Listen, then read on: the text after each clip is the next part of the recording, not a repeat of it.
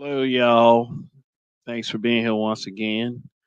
Also, shout out to the replay gang. If you're not here live for the broadcast, you are also appreciated. My name is Kev, and that's short for Kevin. And welcome to another Saturday night BMBBH, where I'm here to try to instill some common sense values or to remind you of your common sense values. Not saying that uh, many people that listen to me don't have common sense, but we all know that common sense ain't that common. And it really shows up in these spaces the need for me to continue to say such.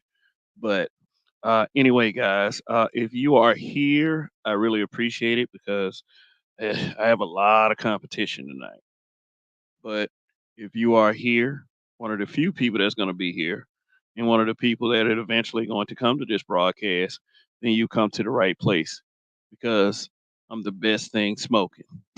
But wait a minute, the smoke show is tomorrow night, and that should be fun and interesting. So, also, um if you are new to this channel, please go below the screen and hit the subscribe button, hit the like button, and set your notifications to all. Also, memberships have been activated on this channel, so you can become a member. Let me give a shout out to the members of this channel: D. Scott, Greg, Aaron Peters, Phil Brad, Creed Fan Forever, Dez, Black Light Revelations 2, Zen Tober, D Rock Den, Topaz Presents a Neo Nubian's Nuances, Pulsar Echo, She Terra, and Tel Toya. Thank you guys for being members. Thank you for your continued support of the channel. And for those of you out there who aren't members yet, you can become a member for a very, very low fee per month.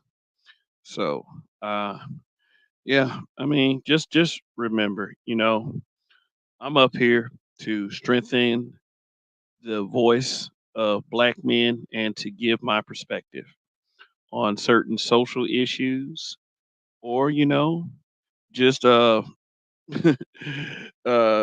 just because and many people will probably try to debunk this, but just because I care, you know because I'm really here to show black men and the black women also that's willing to listen how not to back down, because that's something that you should not do. But at the same time, we should be able to move a little bit smarter than how we do sometimes. And um, there's a couple lessons here and there that I had to learn about that, especially with dealing with women in other settings besides very interpersonal settings, like hanging out, coming to the crib. This back in my younger days, going to parties, interacting with women, and but see, the most careful that you have to be is in the workplace.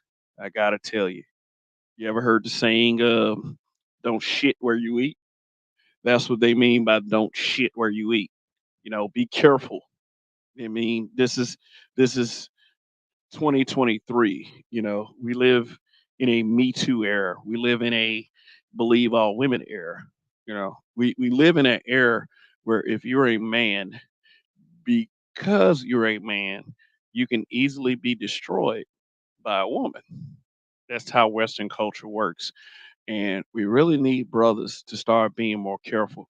Although you may sense things in your heart is not right, then you have a system that may not exactly see it that way. Please trust and believe when I say this. There are many good brothers that have been destroyed through many unjust means. And I just don't want you guys to be one of them because, see, due to all this information that we're giving you guys, if you allow yourself to be destroyed after listening to what a lot of us in this space have to say, then it's going to be very well your fault. So it's time, brothers. It's time to act with some common sense. And I'm going to talk about a couple cases where brothers didn't exactly use common sense, and it got their careers and their freedoms destroyed. So let me give some shout outs in the chat. Yeah. We got a RPM in the building. What's going on? Good to see you. Feel Brad, what it is, one of the channel's members. Hurry up and buy. What's good? It you. All right. He says believe all women. Yeah, right. And that's a let me tell you something about this saying. That's a very dangerous precedence because you can't expect everybody to be honest and do the right thing by you. And that's men and women. Tell Toya. Great, good to see you. One of the actually the newest channel member, actually. But who wants to take that distinction from her? Let's see if somebody's gonna do it tonight. Well, I don't know. Maybe that person is gonna be in the replay gang. Come on, man. Yeah, probably said that because I was late. D. Scott. He said question and Phil Brad says question, can you define habitual line stepper? Well, that phrase was kind of coined by Charlie Murphy during the Rick James episode of the Chappelle Show. Yeah, but as per our definition of habitual line stepper, which is five of us. It's five of us. It is Darth Skater 7. He's not in the black manosphere. He does more tech and gaming and other cool tech shit. I said tech already. um, Sister George, who is one half of the breakdown of woman perspective. Um, we have YAS4W, which stands for You Ain't Shit for Watching. That's Donnie, who usually comes here as a panelist. Um, we have the Roger Report, the best show on social media, Monday through Friday mornings. And of course, last but definitely not least, a possible cult leader. I'll explain that tomorrow night. Kind of busting my own chops here. Myself, Kev, of black men being brutally honest. So the habitual line stepper part, me and Roger actually came up with the name. We mean that as when black men, when we exercise our freedom of speech, when we exercise our right to say what the fuck we want to say, that is seen as stepping over the line to a lot of people. And since we do that quite often, it's habitual, thus being a habitual line stepper. That definition is varied for Sister George because, due to some of the extremely heated topics that Sister George and Concrete Road does. And sometimes they are a bit sisterhood leaning, but they try to achieve balance.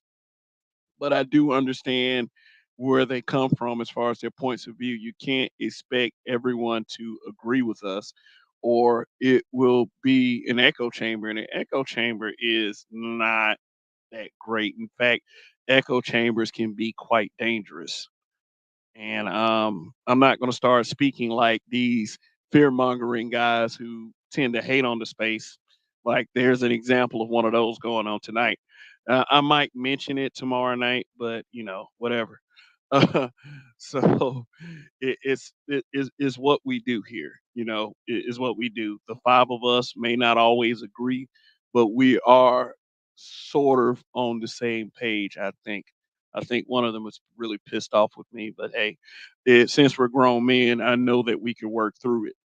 So, I mean, but until that day, oh well. But we are the habitual line steppers, and um, most of our audience, you're kind of honorary with that, distinguishment too. So, yeah, if that answers your question, Phil Brad, we got Robert Nelson here, Kevin.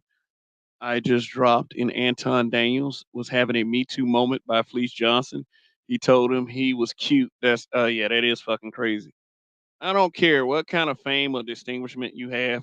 If you are a grown man that says that I'm cute, like say for instance, a guy comes through and says, "Okay, if you're cute," I'm gonna block them from the fucking channel. And that's just what it is. That's what I used to do in the group. If people were trying to do this alphabet shit in my group, I deleted the post and I gave them a warning. When they didn't stop, hey, kick their asses out the group. Fuck out of here. Shit. This is a straight man's environment. We don't go to alphabet spaces and push our straightness on them. So I don't expect that same thing. But yeah, Robert Nelson, that shit is crazy, man. Hell no. But who I mean, what do you expect from a guy nicknamed the Booty Warrior? You know? Shoot. So, all right, we got Gold Professor Dracaris, Gold P. Dracaris. Man, you change your name every other week, man. But the constant is gold is always at the beginning of it. So anyway, I'm gonna talk about two black men. I mean, I know they're celebrities and people like to do this little old playing hard shit like, oh man, celebrities don't affect my life, blah blah blah, and all this other shit. Like, no, it's whatever impact this has on your life. These are two cautionary tales. It really is because even if these men are innocent, even if they are, because one definitely does maintain his innocence through his incarceration, um, you still got to be careful. The lesson to be learned is it's like a broad can fuck your life up. Now,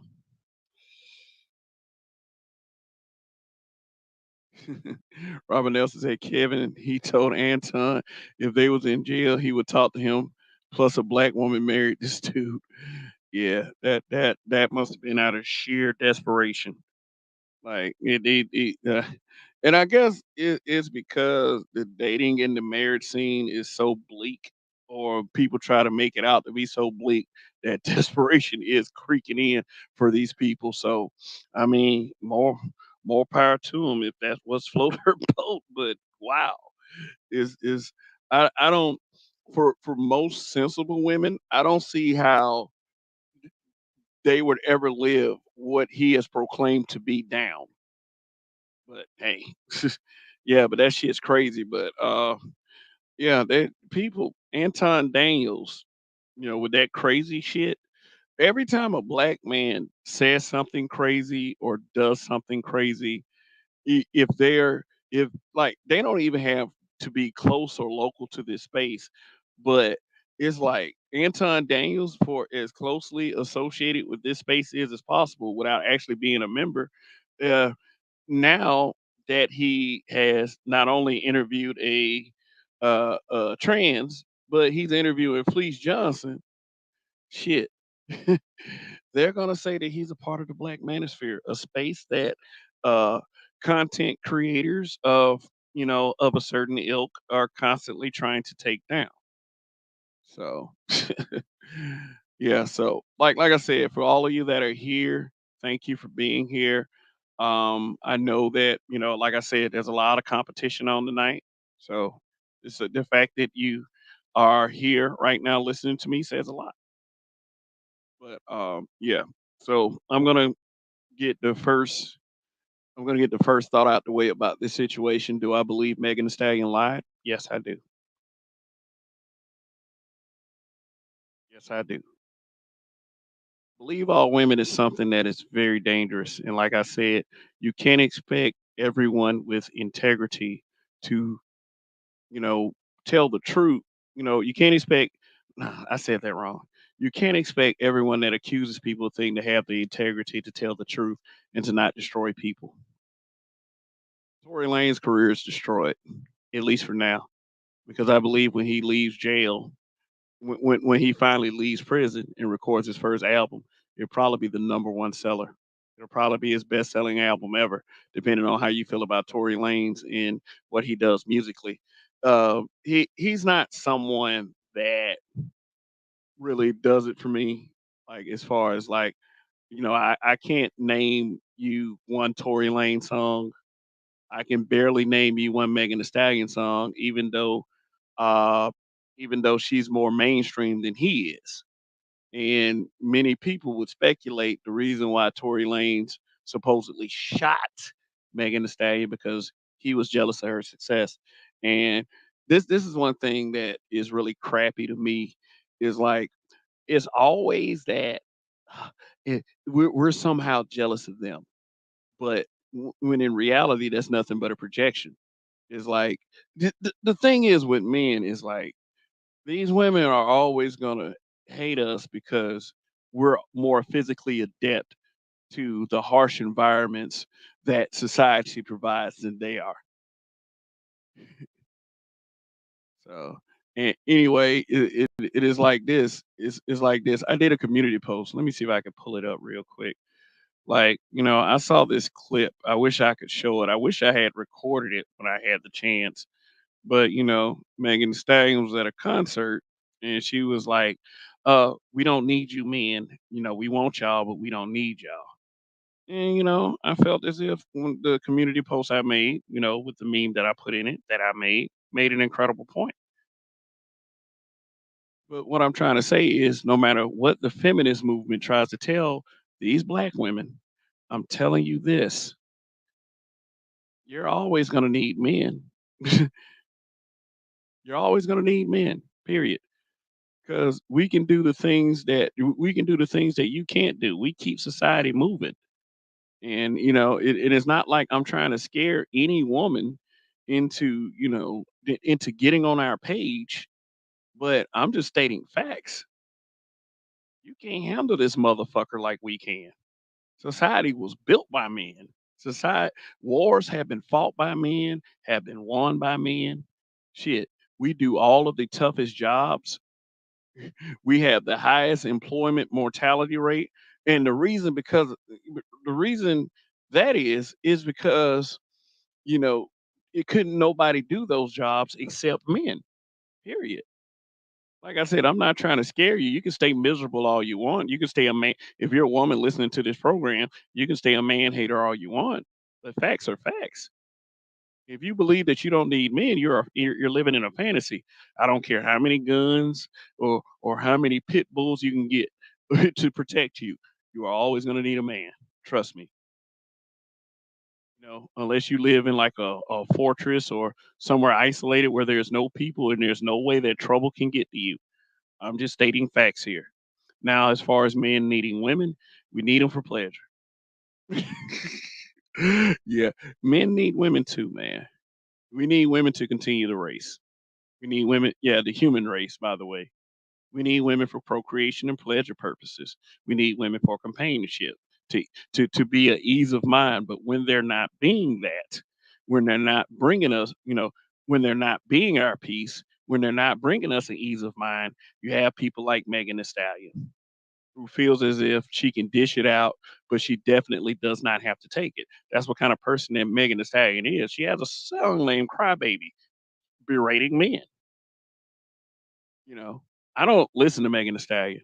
You know, um, the big old freak, was kind of catchy and all this other shit. But every other song after that, I mean, I've listened to some parts of her first CD, and some parts of her first CD is actually hard. But I wasn't in my environment.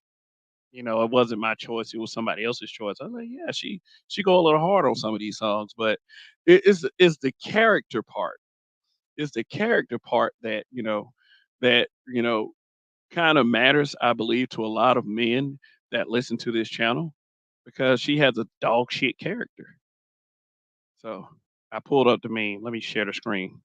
And I mean, I don't know if it's that important to you guys or not, the level of a woman's character, because in a lot of instances, the thing that is important to you guys is the pussy, the snatch, the vagina. And like I said a couple weeks ago, I believe on a broadcast, there's two things that'll get any man in trouble. That's money and that's pussy.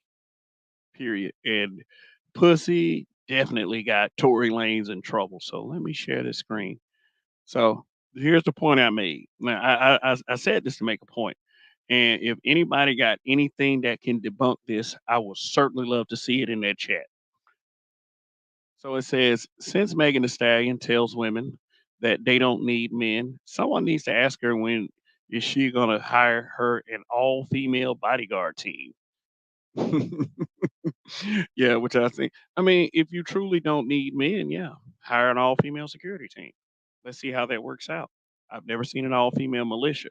And that shit on the Woman King that I mean, although that the homies were an actual uh an actual military, an actual army of warrior men and women, uh, uh a lot of shit in that movie was fabricated.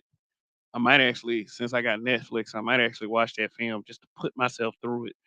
You know, I heard the movie was good visually, but the story was BS. But yeah, this is the kind of shit that I'm talking about here. You know, like I said, not trying to scare black women into seeking the comfort and the refuge of black men, but you know, as I was watching this interesting video, which I might share at a later date, this man said, pretty much without a patriarchy in place, that it would be hell on earth for women. I don't know if you agree or not, but what kills that shit is, when you pull the shit that women like Megan Thee Stallion pull. Now, the thing is, here's the thing. And I tell this, and I'm trying to teach my daughter this before she gets old enough to start developing her own understandings about life. You should not try to go toe to toe with a man. Period. If you are a woman, you should not go toe to toe with a man. Fuck all this bullshit that these television shows are trying to teach you. you know that men and women are not equal. I'm sorry, we will never be equal.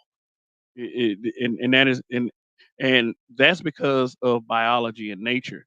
That's why they got all these people trying to transition, because they believe that they can be equal, and it's not.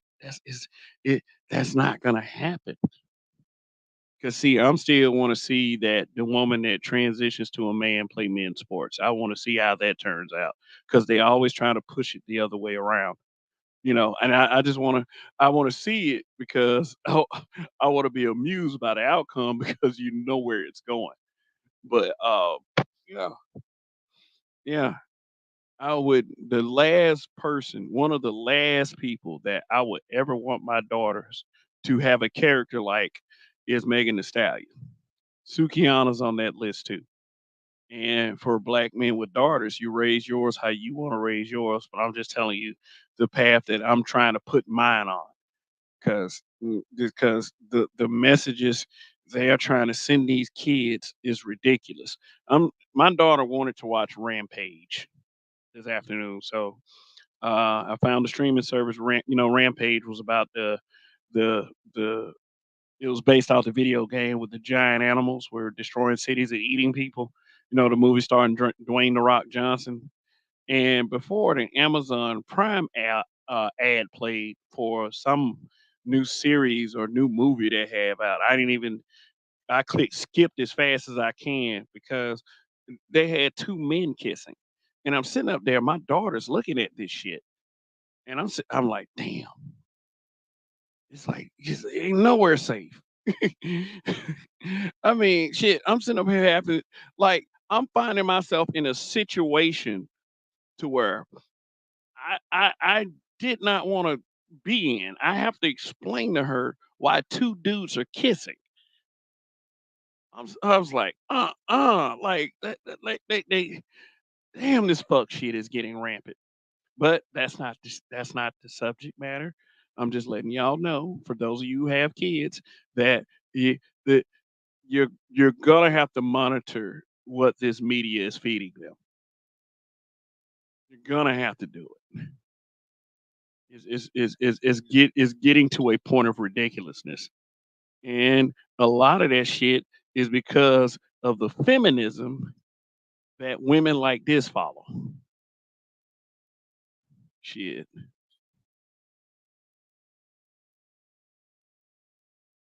They have these incredibly fucked up attitudes, and then when the shit hits the fan, all of a sudden it's I'm a victim, I'm a woman.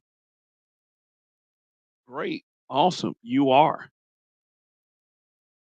Yeah, and yeah, if you truly care about a woman, yeah, she should be under your protection. That is, if she's willing to be under your protection. But it's like like I tell any woman I care about, don't run to a fire and don't expect to get burned. And this is what women like this like. They think they can pull all this bullshit, and they do have the protection of the system. I was having a discussion with someone earlier, and then they was like, "Why didn't Tory Lanez protect himself better from what happened to him?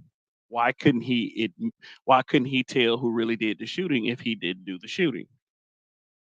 I said to this person, "Great point, but the man has said he's innocent. He has stated he's innocent." I should have put that in the slideshow. I should have put Tory Lane's statement in the slideshow. Well, let me see if I can get to you guys to let me see if I can at least read it to you. I think he released a statement on social media. Damn, where did I put it? Shit. Fortune favors the prepared. I think, or the prepared mind, or some shit like that. But yeah. But in that screenshot, he basically made the statement that, I'm not gonna submit. I'm not gonna bow down and admit to something that I did not do. I'm not gonna confess to something that I did not do. And he said, hey, he did not shoot Megan Thee Stallion. Well, it's too late for that because he got 10 years in prison. And there are some that would say that it wasn't because he quote unquote shot Megan Thee Stallion, is because he was in California and gun laws are very strict there. But the important thing and through all of this is Tory Lane should have watched his temperament. You know, from the way it sounds like he lost his mind. And I'll tell you this, a lot of women A lot of women know how to push your buttons. That's why I don't be wanting dudes to lose their shit when it comes to women. Cause I mean, it's been plenty of times that I lost my shit. I ended up looking like a jackass. This is in the past, you know. And I'm not gonna pretend like me and my wife ain't gotten some spats because I mean shit, that's why she my wife. you know, she knows how to push my buttons. But I also had to learn how to have a zen like patience and self control because you know I understand that no matter how much someone cares about you or don't care about you, if people can do it, they will try to push your buttons, and you can get fucked up that way. So men, like I said, and like I told a friend of mine earlier, it's like ain't no use in you stressing, man, because your haters gonna celebrate that shit if they knew you was going through it. Causing yourself medical problems and shit because of evil women. And if like and when I say evil women, I don't mean all women. I mean, evil is a descriptive term, meaning there are good women, fun-loving women, uh freaky women. There's all kinds of women. Charming, but there are evil women. And, because of Western culture in the society, a lot are inundated to um use their status as a woman to their advantage. And if they want to counter a man that they want to do something spiteful to, they can, and they can lie. And there are so many lies that have destroyed men in the past. So all I'm gonna say is good luck to men because this is not a very good environment for us to be in if we assert ourselves. We have to move smart. And I don't care if you believe what you believe the right thing and the wrong thing is, you're a man. Or as most of you who are listening to this program and listen to my content, you are black men. So you should already understand what situation you're in at this time in history. You know, our women aren't exactly loyal. to to us and to this race. We got other women that try to convince us that, hey, yes, we are. No, not when you got women out here like this. Talking about she feels no remorse. Of course not. You didn't feel it. She Megan Thee Stallion didn't feel any remorse in the first place. I mean, it would be asinine to believe that she has any remorse. And that's most of these broads. They ain't got no remorse for you. They don't feel sorry for you. You're a man. Your physical strength should compensate for everything. That's what they believe. Because you have physical strength, because society and the world respects men more because of our physical strength, because we've built society, built militias. If you think roles were reversed, do you think that society would have gotten that far with just women? And I'm talking about through the whole of history. If you say the answer is yes, you are fucking delusional. You are delusional and you're possibly a feminist. No, the answer is no.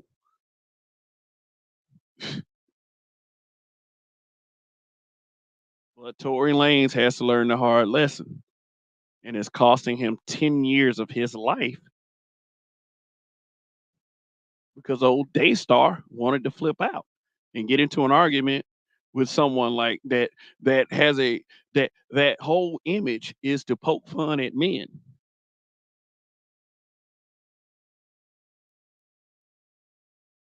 you know, to shake her booty every chance she gets. And let me tell you something about us men, or many of us. We don't care about shit else but the pussy sometimes. Some of us have been gaslit so hard to the point where we feel like we have to say that we're fans of these women, like Megan Thee Stallion, or we fear being called sexist or misogynistic or controlling. I mean, it's that bad. It's that bad. This is why a lot of dudes choose just not to deal with women on a relationship level. Just poke them and keep moving on with their lives. Some of you guys are declaring yourselves monk. Some of you guys have declared SYSBM, meaning that you're not going to fool with the American part of black women. You're going to go somewhere else and get one. And she ain't even got to be American. She ain't even got to be black. I mean, I don't, like I was telling, the pro black, I don't push or advocate interracial relationships, but I do push go where you're appreciated. This kind of person right here doesn't appreciate you. She appreciates your fandom. She appreciates your simping. And I mean, even simps aren't appreciated as much as they would like to believe they are. I mean, and that is a fun fact.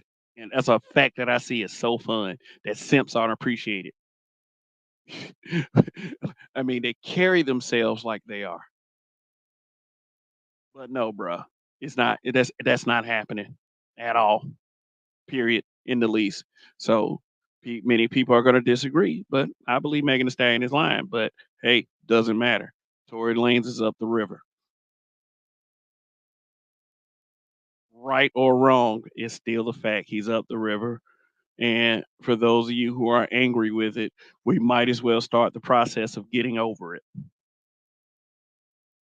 But take it as a cautionary tale. When you deal with certain people, you can get screwed over. Period. When you deal as a black man, when you deal, unfortunately, when you deal with certain black women, you can get screwed over. It's not fair, but life isn't fair. We have to be careful when we deal with people like this, when we deal with women like this. And I'll tell you a dead giveaway and who to be careful with if they listen to Megan Thee Stallion. I'm sorry, guys. This is facts on top of facts right there. If you don't agree with me, you can put it in the chat. We're not an echo chamber here. If you do believe we're an echo chamber, you're delusional and you don't listen to the content. So yeah. So we got 21. I hope all of you are pressing like, or you can press dislike on behalf of Megan the Stallion. But according to this YouTube channel right here, I don't believe that bitch. I don't. So damn, I got 6 dislikes on this last short I put out. Yeah, there's a short I put out. She's crying because she's pregnant. I got 6 dislikes. Wow, I think I owe that short this then. Now I'm feeling objectified by your male gaze. Damn.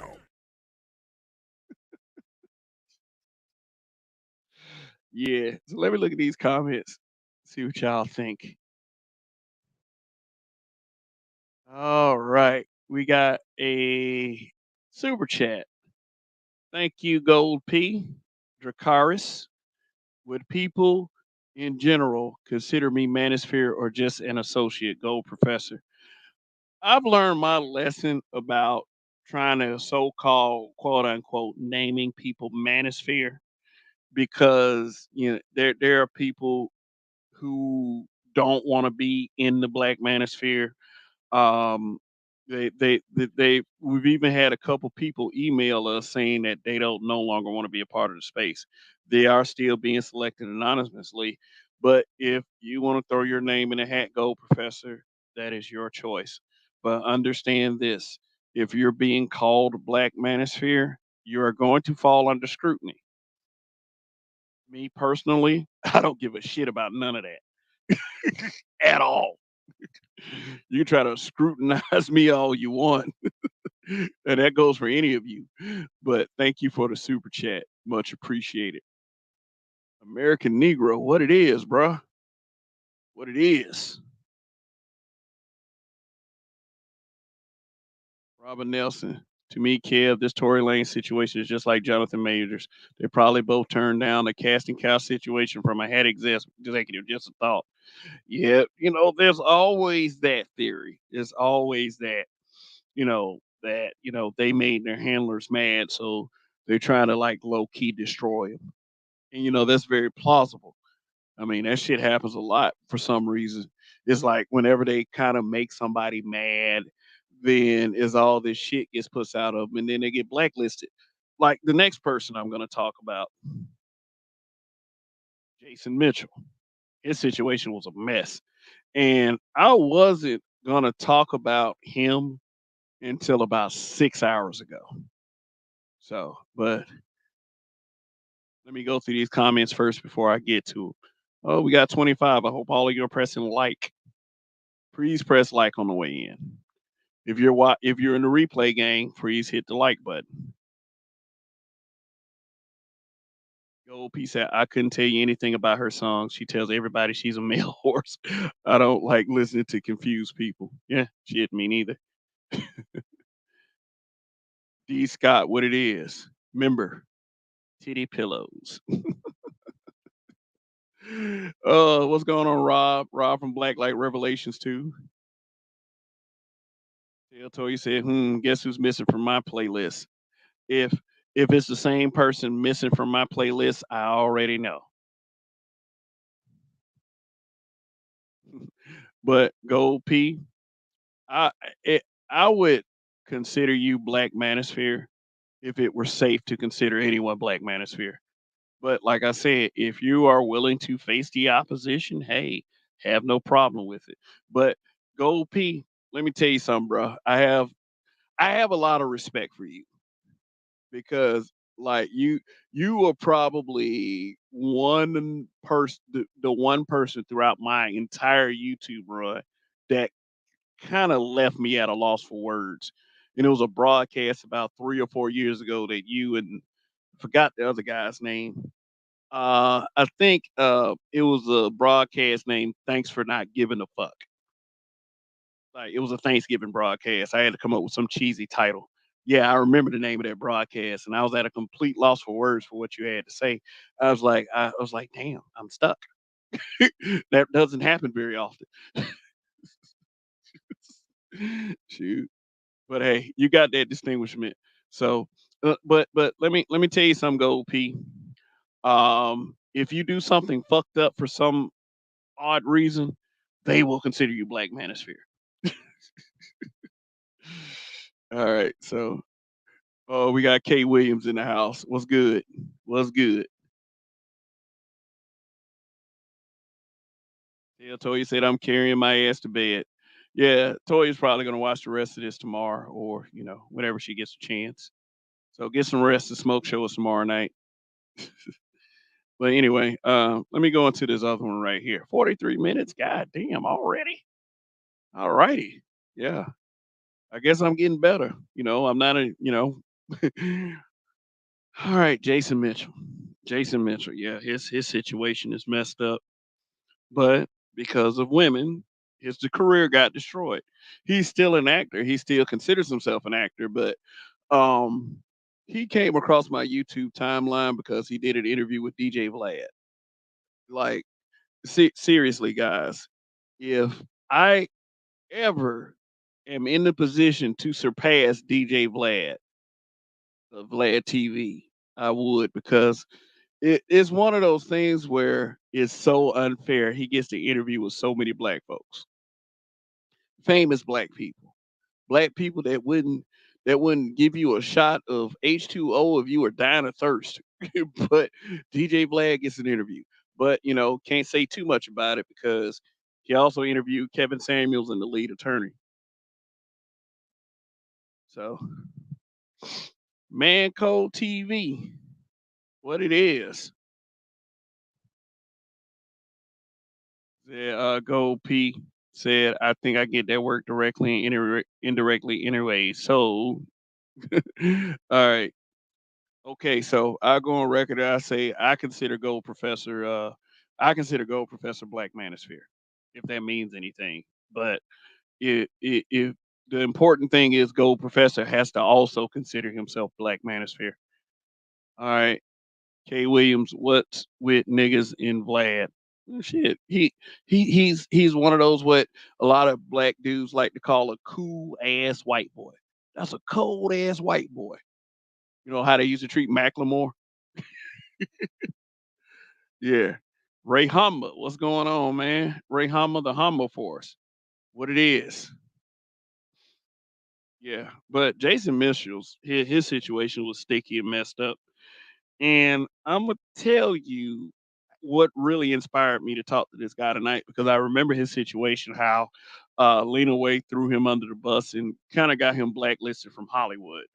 But yeah, he was telling the story on Vlad TV, saying that he had just had a friend that got killed, and he was in the middle of shooting the shot. The shot is, I guess, it was a series that came on Showtime. About it was kind of a drama that was based in Chicago, and I ran across this because they had like this channel that has like a bunch of YouTube shorts that chronicles that show, The Shy. And I watched one clip and I find myself watching like 50 clips of this show. It was actually a very good show, I would say, despite what I might feel about Lena Waithe. Did I say Lena Dunham? No, it's not Lena Dunham. It's Lena Waithe. Lena Waithe is the basketball player, like discount Reggie Miller looking guy woman that's next to Jason Mitchell. She's one of those rainbow persons. She's real. She's really active in that community. I think she also was the writer, director, I think producer of Queen and Slim. Um, the movie with the bed wench and Daniel Kaluuya, uh, Jodie Turner Smith. Yeah, uh, yeah, yeah. That was a very good show because Jason Mitchell played a chef in the show. I used to be kind of a chef myself, like but I gave that shit up a few years ago. but I can cook pretty good. Outspoken introvert, what it is. So it looks like Raphael Sadiq. Man, man, I remember somebody did a side by side comparison. I was like, man, man, I was on the floor laughing. But Jason Mitchell's like he was a very promising actor. I mean, I think he still acts, but he's been blacklisted, so we haven't seen him in much lately. I actually the one of the first like I liked him in Straight Outta Compton as Eazy-E.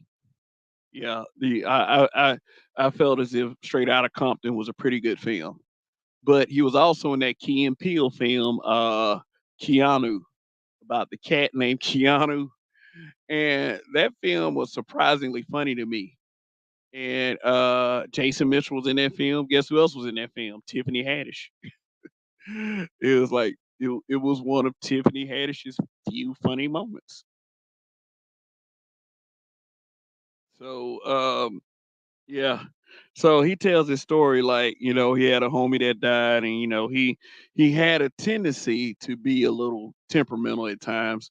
I like to classify it as passionate about his work.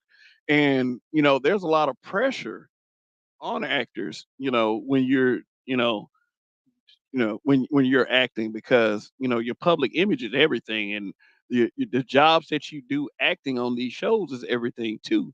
Because if you're a suck actor, then it will show. But Jason Mitchell was a pretty good actor, and I'm watching the YouTube clips, and I noticed one jump from one thing is like he's talking to his girl about something, and then the next clip was his funeral. I said they killed him off the show. And then and I reached in my memory banks and I was like, "Oh, this is the show where it happened." He tells a story like he was filming this Netflix show called Desperado, and he was hanging out with one of his co-stars. And he was, I guess it was a female, and he called her boyfriend because she had gotten drunk. And the boyfriend flipped out and started complaining and making these accusations. So his publicist had called him and said this wasn't nothing. It would blow over. But something happened on the Shy set that blew the situation out of control. It was the showrunner. I forgot her name. But the showrunner was like, once his homie was killed, she was like, she announced in front of everybody. It was like, look, we, you're going through something, but according to him. But we don't want you to go home and self medicate. And he was like, he kind of looked at her like, huh? Like he said he didn't drink, he never did any drugs, while on the job.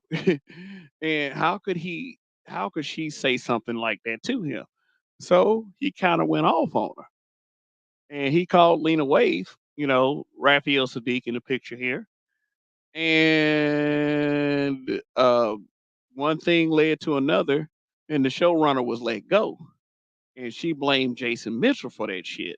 So she got word of this other situation that happened with him, and all of a sudden, there was like this sexual, what did he call it? Like it was a like all of a sudden he's being accused of like sexual harassment, and he got fired from the shop because of it. Even Lena Waithe threw him under the bus. One of his co-stars also threw him under the bus. So, um, I it's like when it's like multiple people, it seems like it's more plausible.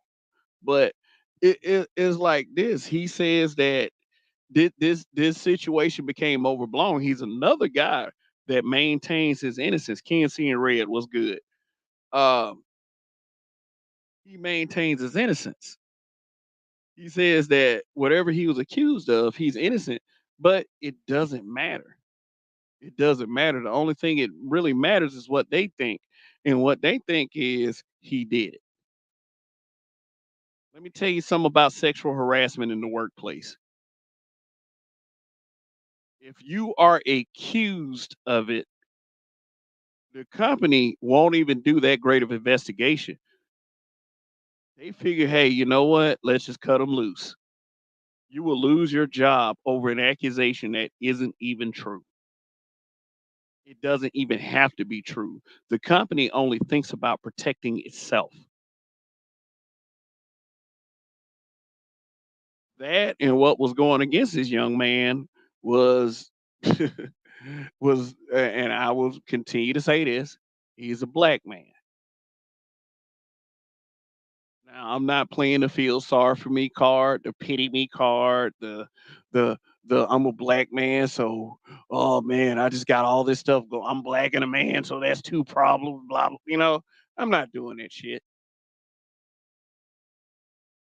because I understand if I get caught up in a situation and I don't do everything I can to possibly cover my ass, then it's gonna be my fault anyway because I understand stuff like this can happen.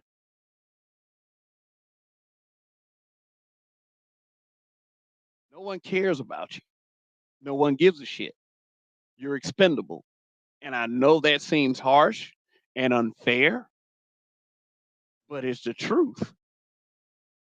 That's why a lot of these dudes are scared. This is why a lot of these dudes are scared of women because they know that there is power in words. If you don't know as a black man or understand that by now, then I don't know what to say for you. You're just probably going to have to learn the hard way. And no one's going to feel sorry for you. I have empathy for you as a black man, but I'm just one person because I do understand that people can fuck you over out of spite, and women especially. They don't give a damn about you. And I'm not saying out here, I'm not saying that you have to hate women in order to do that. I ain't saying that because these women they be on this social media throwing pity party after pity party. Oh, we have it so tough. These men hate women. These Scott, yeah, I stand corrected. A heterosexual black man to be specific. Yeah, yeah, because they got all that bullshit out there. The straight black men are the white people of black people.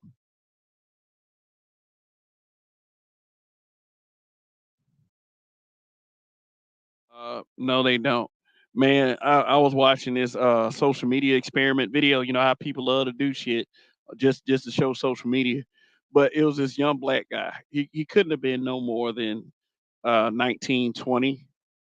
He said that he had some kind of gay pride sign.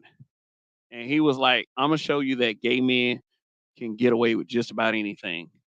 And then this group of girls passing by. He was like, "Hey, girls, slay bitches." Like he said it like he was gay, and then the girls started laughing. He said it to another couple girls, "Slay bitches." I laughed because he was telling the absolute truth. He even did it to this man, "Slay bitches." The man just kind of looked at him. He's like, "Man, get the fuck out of here." They kept walking. Kept walking. Scott, it's funny how sexuality is a reflection of one's characters nowadays. Like where you put it or what gets you put in, you make you more moral. No, I mean, look, what I'm saying is this: we should fight being called cis. We should fight that shit. Because we were here first, and we are how the human race continues. I don't give a fuck what any of them say. I don't give a fuck about their hope for the artificial womb to actually work. I don't care. It starts with us, and it's gonna end with us. That's just what it is, and that is no form of hate speech. But I know hate speech is subjective. Kev, did you see that university that came out with that black male privilege brochure? You should look it up and do a show on it. Yeah, because everybody, because we even got people in this space. Oh, you suggesting to me another show, huh?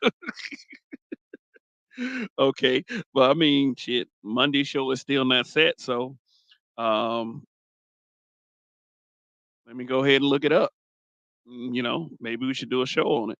Maybe me and Rogish will, if Rogish is around, because me and Rogish did this show a couple years ago. I mean, it was when Rogish started first coming around.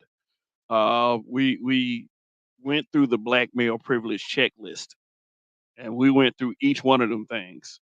And we might have to do like a redo. We might go through that list again.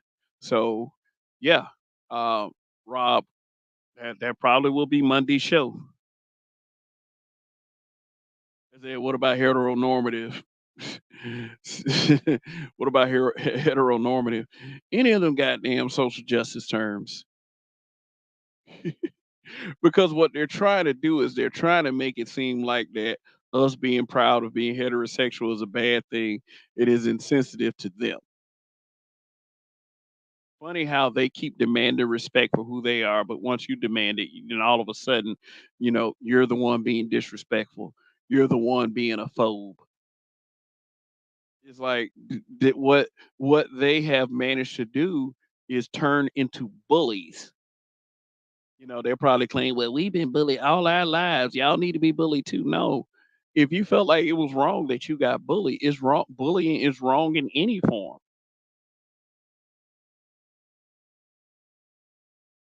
And this is why black male voices are important. Shoot. Chance Rogers, what's going on?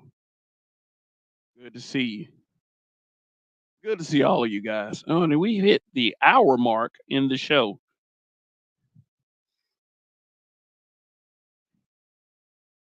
Black Light Revelations 2. Trans people are now saying that men are not bi or LGBTQ if they are attracted to trans because no, no, that's not, no, I will never co sign with that. No, you're not real women. You're automatic. You're artificial. You're what they guy said. You're what this guy said in that TV show Orange is the New Black. You're cyborg pussy. Remember that term, cyborg pussy? I brought it to the space, and it said black men are still alive, so we're still privileged. Dude, and let me go back to this, Rob. Um, I stand with J.K. Rowling and Dave Chappelle. Gender is fact. All right, new stall. What's going on? What's good?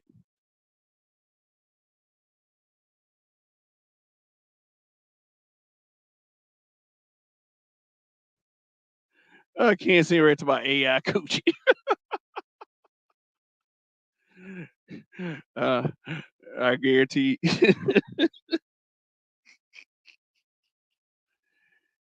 Shoot, man. But this like this.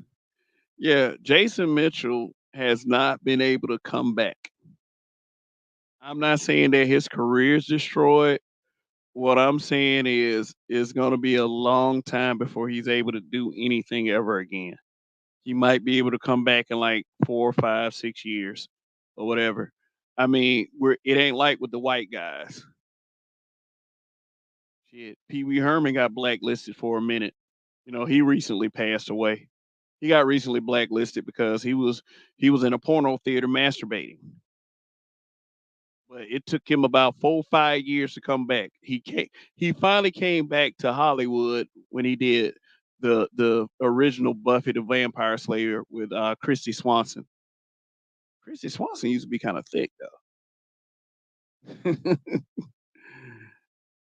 Shoot. But let me see. Yeah. Charlie Sheen. Charlie Sheen sit up there having sex with women and he got damn HIV. And he wasn't nearly held to the level of accountability that uh Jason Mitchell was held to. Shit, remember Isaiah Washington? He was on that show. I forgot the name of the show. It was a medical drama. And he called one of the people a F word, Faggot. He got blacklisted from Hollywood for that. Just for saying that. And I'm sure that and I'm sure that people said a lot worse in that environment. You're not safe as a black man. Who was that content creator, Spiritual Logic, aka Hope, that tried to tell me on AM1's channel that time? Let's talk about the stuff that's safe to talk about, man. Say you out of your goddamn mind.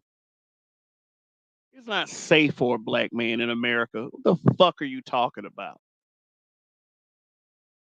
Jesus, these dudes are oblivious.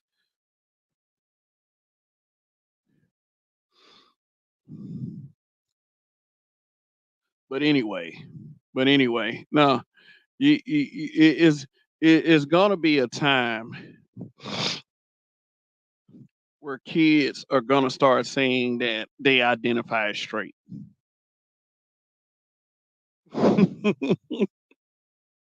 And that's gonna be a sad day because we shouldn't have to say that shit.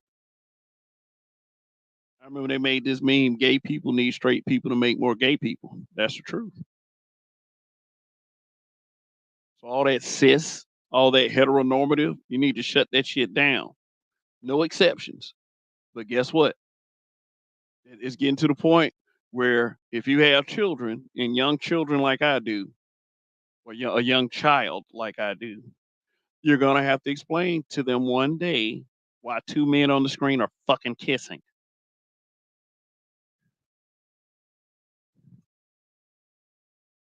Oblivious or secret agents? Shit, it might be secret agents. Look at these two men. Look at these two men right here, Tory Lanez and Jason Mitchell. They are cautionary tales. That's what they are. And they may not, although they may have done what they were accused of, it doesn't matter. They still got punished for it.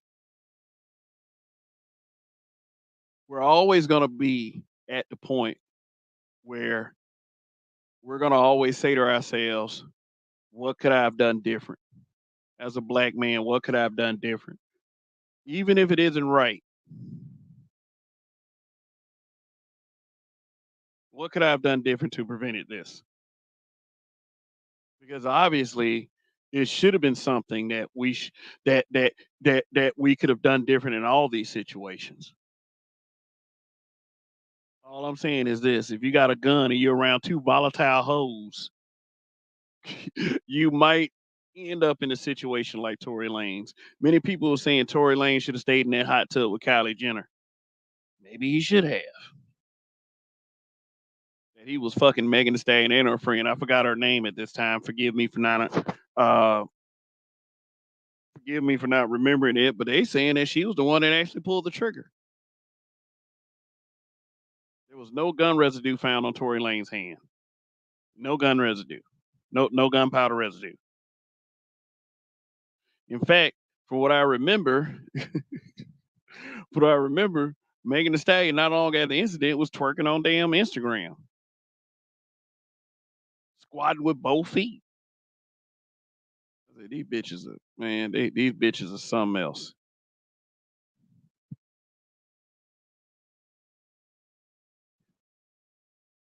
I feel bad for these guys. Tory Lane's not so much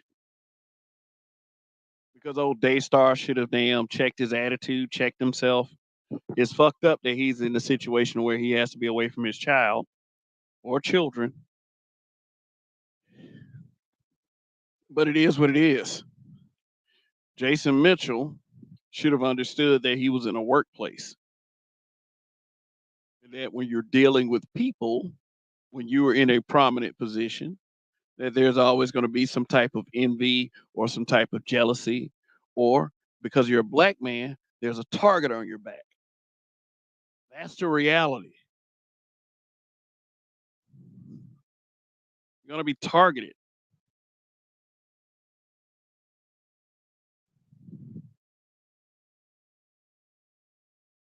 if if something were to happen to me and I'm innocent, I hope that people will be conscious of the right thing and not just base what they feel about the situation off of emotions. But the thing is, in many of these instances, is to keep your cool because you don't know what a person's agenda is. You don't. We. The sad part about it is, and he respected Lena Waithe. Jason Mitchell respected Lena Waithe. We don't know who has it out for us. We don't know what actions that we take is going to make a person be evil toward us, even if we're just simply standing up for ourselves. As black men, you are seen as a threat, a societal threat. You are. When the Black Panther Party uh, was kicking, Lyndon Baines Johnson called them the biggest threat to national security. And all they were trying to do was feed kids, educate our people, and protect our neighborhoods. But since people like Huey Newton and Fred Hampton were at the forefront, they had to find a way to dismantle it. And to this day, the Ku Klux Klan is still not considered a terrorist organization. To this day. But the Black Panther Party was the biggest threat to national security. And that's why they signed that Civil Rights Act. Correct me if I'm wrong. If I'm wrong, Rob, correct me. Because they had to stop the unrest. They had to stop more Black Panther chapters from being formed. Because they was like, okay, all right, black people, we'll do this, and y'all just calm down, and we can all live together, and we can say stuff like, uh, not the color of skin, but the content of character. And we know goddamn well it was about the color of your skin. It's always gonna be about the color of your skin. You gotta be one of these happy go along niggas. Or, like someone said earlier in the chat, guy, in order to not be seen as a threat.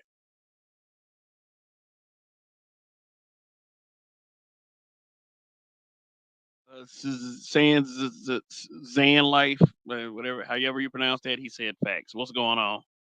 What it is?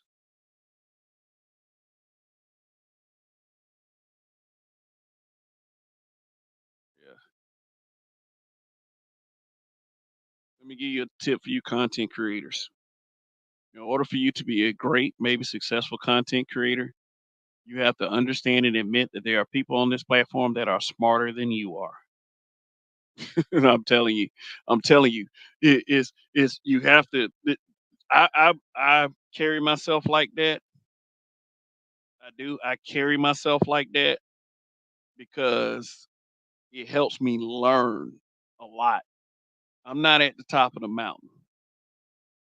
I'm not one of those I am him niggas. I'm not. Season life. Oh, okay. Season life. Okay. Yeah. All right. Appreciate that. Prime VA757 said black women would do more damage to black men than any other woman. Tory was safe with Kylie Jenner. That's wild. Maybe that is more prevalent in the present day. Historically, that is not the case. Our biggest threat as far as groups of women historically are white women. I know a lot of people don't want to hear that because, you some of us have this, this kind of this divester type attitude. I'm not saying like, hate black women and we're going to be on Clubhouse plotting to get black women killed by the police. No, not that kind of divester mindset. Because that's it. The divestors want to use other men as proxies to get rid of black men. But like in the present day, it's like the lines are more blurred. But historically, the group of women that are the biggest threat to black men historically were white women. Period. Look what happened in Rosewood. Look what happened to Emmett Till.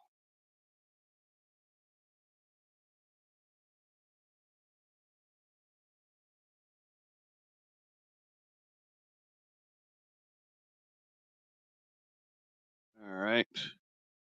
So I dropped the link. Anybody want to come up briefly? Or, I can wrap it up. This was probably not meant to be a long show, I would say. Like I said, many people that watch me, the competitor got to them first, but that's cool because guess what? Because guess what? It's still black male voices being reinforced. And I'm man enough to admit that. Oh yeah, historically it was white women. Now I see black women killing and getting black men locked up more than other women. Yeah, yeah, yeah, yeah. To to yeah, that was the context I was presenting. Black Wall Street was because of a white woman too. Oh, okay. Yeah, yeah, Tulsa. So they just wanted a reason to come in and get rid of a, a community, really a whole settlement full of black people who were a functional society. Tulsa would have been what people were trying to accomplish with Atlanta. I mean, Atlanta, Atlanta got some black opportunity. It's just that, we have black people really trying to like people in general really trying to spirit smear Atlanta because, Atlanta has a gay population, calling it hot gay Atlanta and all this other shit. And I keep telling people Atlanta ain't even in the top 10. But, people are very hard pressed to admit that.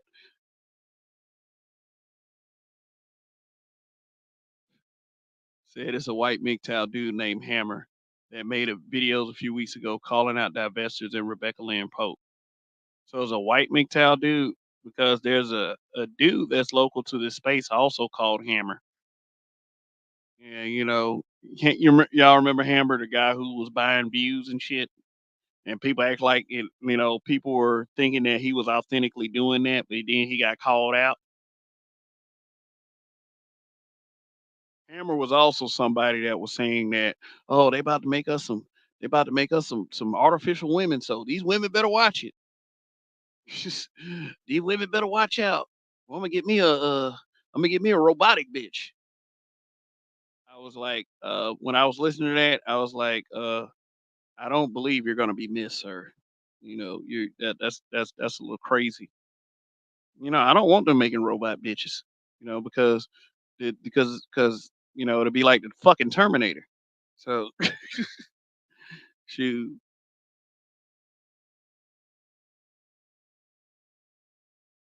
other races see how black women act toward black men. They will quick, but let me tell you something. You go anywhere and say that, even though that's true, they'll quickly switch it up on you and then start ragging on the manosphere. Oh, other people see how the manosphere treating black women. Shoot, it's because I mean, but what I'm saying is this: it's because of these cautionary tales where that have young black men and black men in general are cautious of these females, and I can't blame them. I can't blame them, man. Shoot, I mean, shit.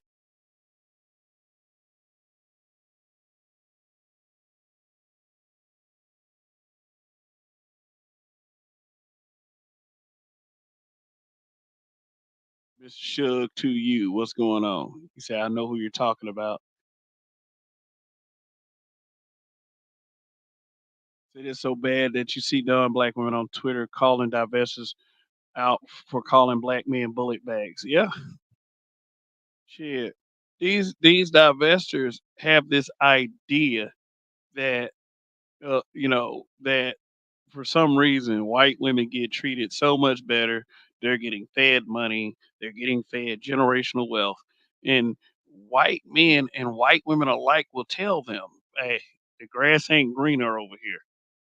The fuck you talking about? You'll see these videos of social media.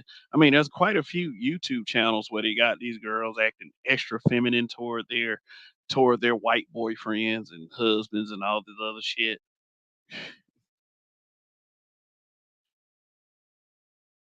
The white guy's name is Hammerhand. Oh, okay, I know who you're talking about. I know who you're talking about. Yeah, Hammerhand. These women aren't out in the real world. I said that one time a long time ago in the group. I was like, I'm glad that the women I know ain't representative of the women that be on social media talking all this shit.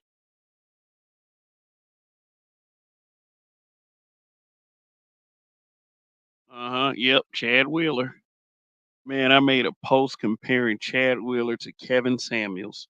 And the reason for that post was I was trying to ask people which one was worse because, like, in a Facebook group, they were still on that Kevin Samuels. Oh, I hate Kevin Samuels. He was disrespecting black women. Oh, he's pushing up daisies. He's worm food. How dare he? And then so I made a post. I put Chad Wheeler's picture right beside Kevin Samuels. You know how they tried to spin that? Abuse isn't funny. Something is wrong with you. I said they really hate when you put a mirror up. They really do. They really hate when you put a mirror up.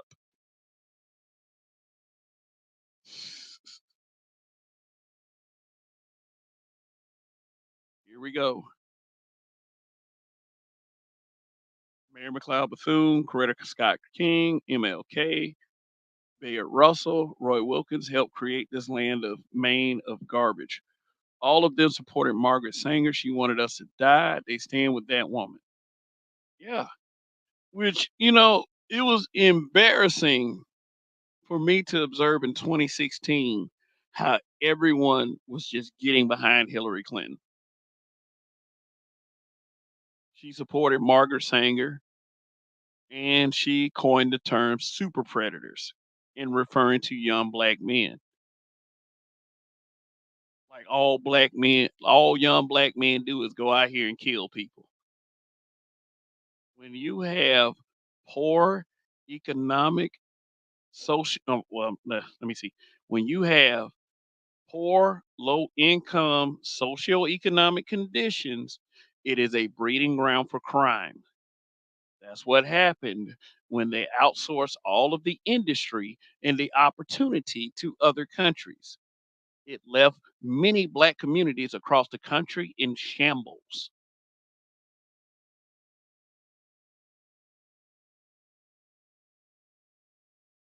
Yeah, I grew I grew up in suburban. I grew up suburban. Saw so many black women crying because Kyle left her for Sarah. Man, dude, because they want to preserve whiteness. Shit. White people are more pro-white than black people are pro-black. I'm talking about true pro-black.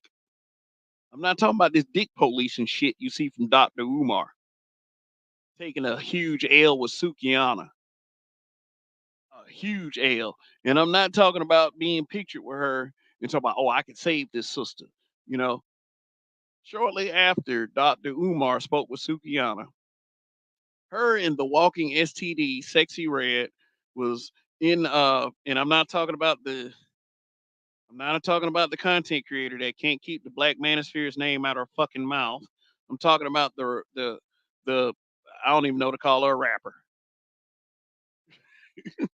I don't even know to call her a rapper. She gonna make an Instagram post talking about talking about I want a stud, talking about I already got the STD. All I need is you. I said, who says shit like that? And they're dry humping white boys.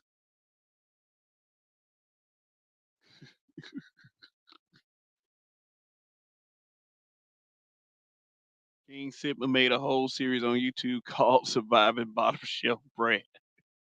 Yeah, they like I said, they think they can have access to generational wealth by doing that.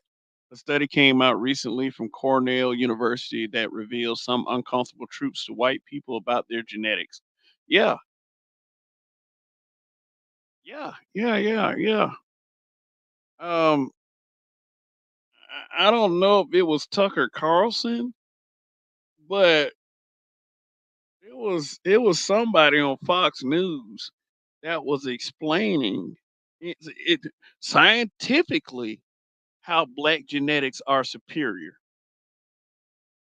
It's been scientifically proven.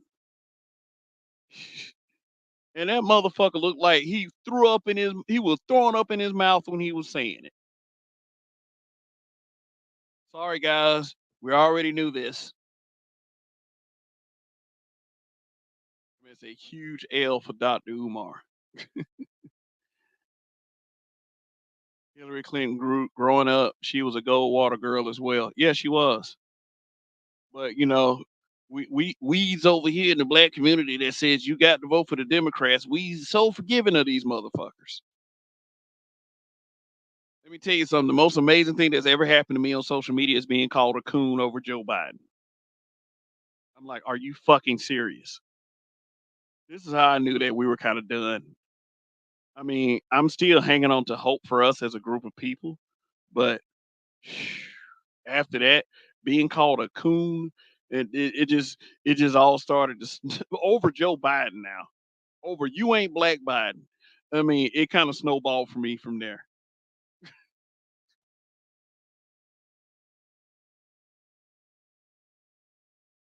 Angela C. Hello. What's good? Thanks for coming through. Hybrid catastrophic impact X83rd power. My dog. Megan the male horse strikes again.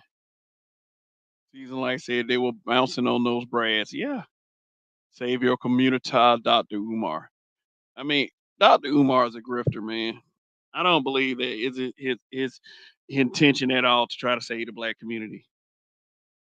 I don't think I don't I don't think that, and I'm gonna say this again, and I hope he hears this one day because he does watch these spaces. That man of all content creators, he chose to do a show with. He did one with a Miri. That says a lot to me about how he feels about black men. I am him. I am the HNIC.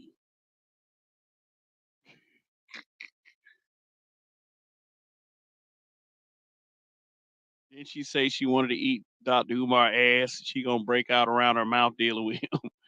Yeah, man, because boo boo tains a lot of toxic material. You can get hepatitis from that shit. I mean, I've read it.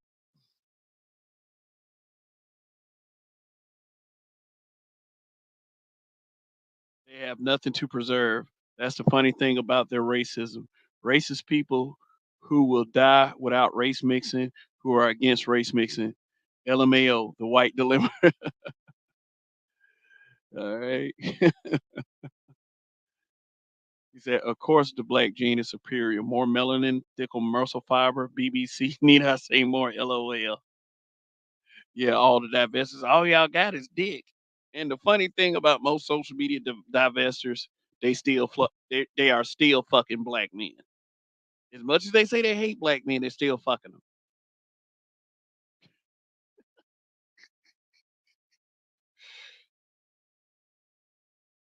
Yeah, LOL. I don't know why people let a Miri or D derail on a panel. Man, let me tell you something. That was that Tuesday. I was on Chaos Rain panel, and this girl who I will not name here wanted some smoke from Black Manosphere guys, and she asked this question. She was like, how does this help the community if All y'all do is get up here and talk about weave and makeup and how we look and say we need to lose weight, blah blah blah.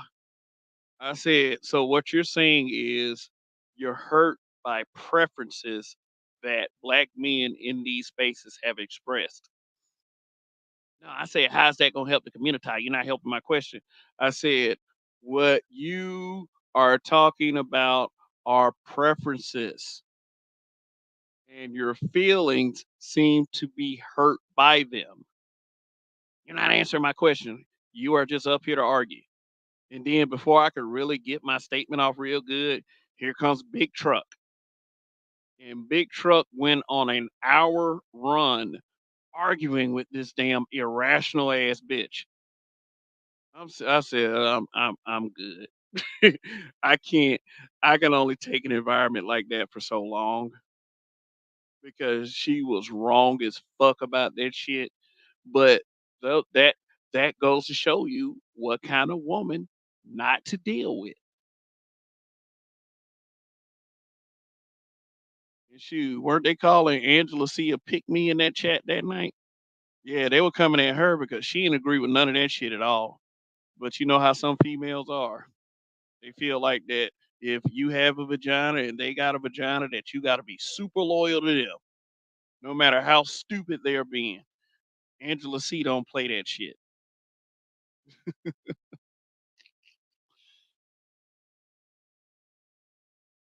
Like Revelations 2 says, Dr. Umar projects his failures onto others. He's been rendered into a GIF stencil and no more. Yeah, he is a social media joke.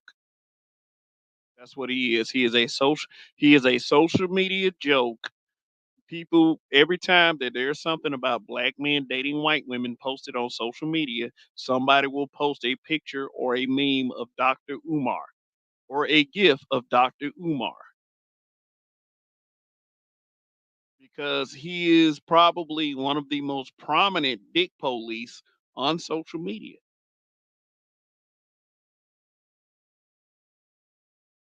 This man been trying to open a school for 10 years, which when I first heard this concept, it sounded like a great idea. It sounded like a hell of an idea. I agreed with it. But as time went on, you start to realize how full of shit he is.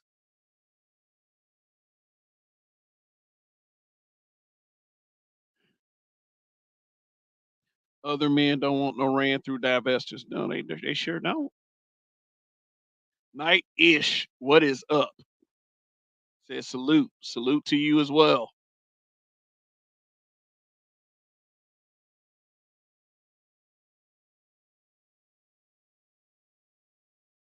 Yep. You have faith up there lying too.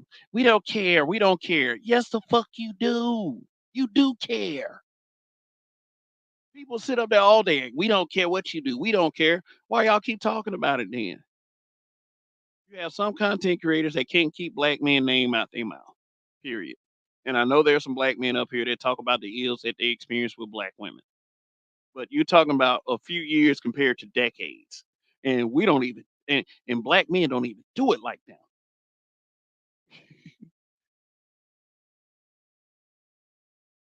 Yeah. The faith factor. Shout out to the chat room. The girl who wanted smoke stalks Big Truck too. She made a post about me and I'm not even sub to her. She gets triggered. Yeah. Yeah. Cause she wants attention. That's somebody that is looking for attention. She has that Megan the Stallion mentality without Megan the Stallion's body. She is what I like to call a BMW. And we've been saying this for 20 years in Montgomery. BMW, body made wrong.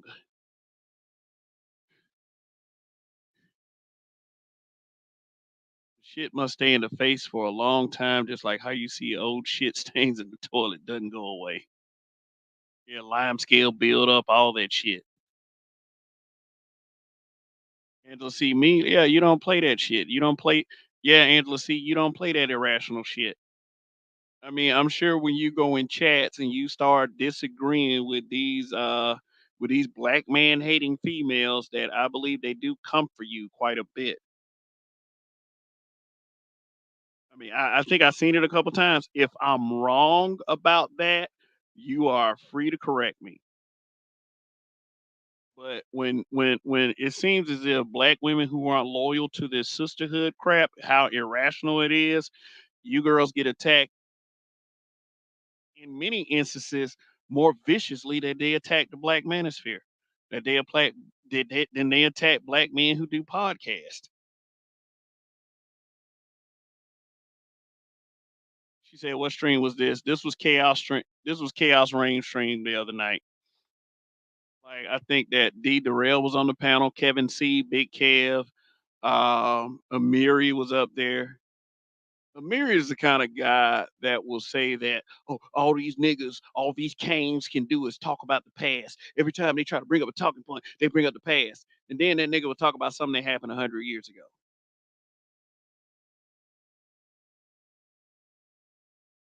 Prime VA said they came in Angela on the breakdown with Princella 2, SMH. I may be somewhat responsible for Princella, somewhat, not all the way.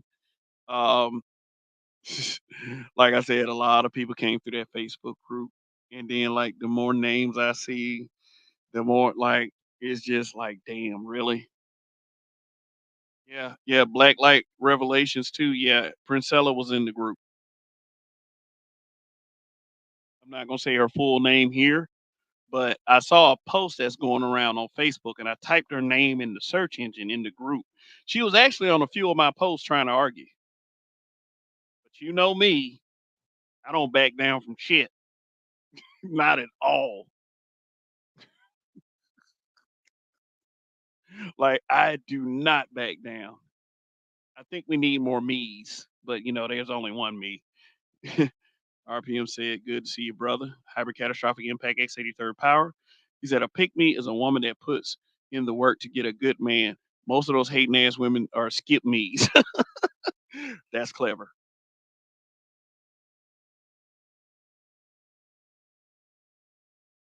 Robert Nelson says, "Kevin, I don't understand D Darrell at all. Unfortunately, like in real life, we have a lot of white men and black skin dudes. Like Umar, he's anti-black male. Yeah, he's extremely anti-black male. Because see, he the kind of nigga that will ask for stats and facts, and then like here's how I bust that conversation. Well, you know, the CDC says black fathers are the best. Since you would have asked for data, fuck nigga, you know, and he'll deny it. Like Roger tried to tell him one night on Charles Faulkner. I said the CDC says it, and then he tried to deny the shit. Shoot, this is a dude that almost ran off YouTube because Mr. Fantastic roasted the shit out of him, calling that man D lame as hell. I said this nigga look like ET stayed.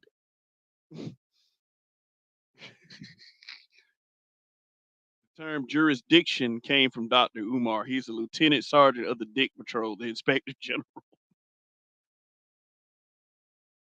Yeah, according to Faith, black men go overseas and abuse women and make them baby mamas. Kevin C asked her to show the data on it. LOL. See, that's what that's what I be talking about right there. They'll ask for data all day. Ask them to show the data. Ask them to show data. Oh, what up, Chaos? It was good. It was good. You had Princess in one of your groups. I'm here. Is that on here? Are you? She In was. the in the group. She was in the group at its height Wow. about 5, 6 years ago. Hmm. At it, Well, at it, she. From what the ladies, from here from the ladies, they said that she has a lowering tone. That's why a lot of them are so gravitate by her because she thinks and operates like a nigga. Have black women understand that the reason why they're so gravitated by her, if they really take on her lesbian message, because she is recruiting undercover or a woman that's already eating pussy. That she has that. I know. She has that way with her, demeanor. You know, Kamara, she studied psychology, and she was once a salesperson, so she knows how to persuade Look, let me tell you something. Let me tell you a life hack on YouTube. And I'm probably going to mention this again tomorrow night on the Spoke Show. All you got to do is hate on black men. You're going to people. find a following. You're going to find people who are going to accept it without stats, without facts, without data. If you hating Yeah, on you're black right. men, if you hating on black men, that's all that matters. Yeah. And then like my thing is I'm trying to get people to admit this. They ain't gonna admit it because they know it's the truth. It's a cheap what it is what in professional wrestling they call a cheap pop. Like, you stand in front of a crowd and you say you're in Minnesota. Say you're in Minneapolis, Minnesota, and Mhm. you're in front of a live crowd on WWE Monday Night Raw. A cheap pop said, like, say a wrestler come out there and says, "Oh, we're live in Minneapolis, Minnesota," and everybody be like, "Yeah, that's my home city, yay!" Like The Mhm. Rock did it one time in Toronto. He made fun of the crowd. He said, "We're in Toronto, Canada," and everybody's like, "Yay, all right." And then he made fun of them immediately. Oh, he said, "Are you kidding me?" "Oh, yay, we're in Toronto. That's where we live, Rock." That's how black man hate goes on social media and mainstream media because we've been so inundated in mainstream media. Uh, I guarantee you, in like most black folks' top 5 black films of all time, The Color Purple's in that top 5. Mm. That movie is horrible. Mm. I didn't even watch the movie as a child or as a teenager. I watched that movie last year for the first time ever. Wow. I said, Man. this movie's fucking horrible. It's like black folks actually believe this is one of the best films ever. Really? I'm like, if you don't get the fuck out of here with that They said bullshit, The leave Color that Purple before. was the best movie, and it was Man, written by a woman that ate pussy. Really? it was written by The Color Purple was written by Alice Walker. Alice A Walker at the woman that time. is sexually confused. Not let me tell you something. Alice Walker was married to a white man when she wrote it. I know. She was married to a white man. They ended up getting divorced. So that's what they say about a lot of divestors. They try to act like they are on the side of the racist just to impress them. Mm-hmm. And then he left her ass anyway because it must have been all about him being white, like with all divestors. Yeah. They taking ass whoopers from Chad Wheeler Mm-hmm. and forgiving him for it, Yeah. not calling him the monster that he is. Mm-hmm. Chad Will, you a monster. Yeah, he's a I'm a monster. fucking He's a monster. monster. He should be more hated than Kevin Samuels, but he's not. Mm-hmm. He's not in the black community, not amongst these women. Mm-hmm. I know Angela C got attacked in the Sister George chat with Princella. Yeah, I mean Sister George and Sister George is cool. She's a habitual line stepper, like I said. Not because not because I'm saying she's a habitual line. She's an actual habitual line stepper. You know, and Yeah.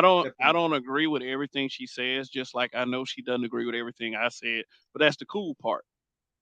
You know, we ain't gotta agree with everything we say each other say to be cool with each other. But Mm-hmm. yeah, like she held her own against Princella. Princella is fucking delusional. She really is. She tries to do. She tries to elevate white men to this status above black men.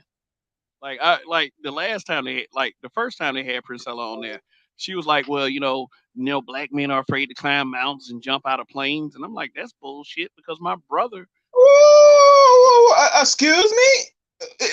This what tells. This what you know when a woman like this in the future she's gonna be swirling if she's not ready. Because once you're a woman, and you start eating pussy.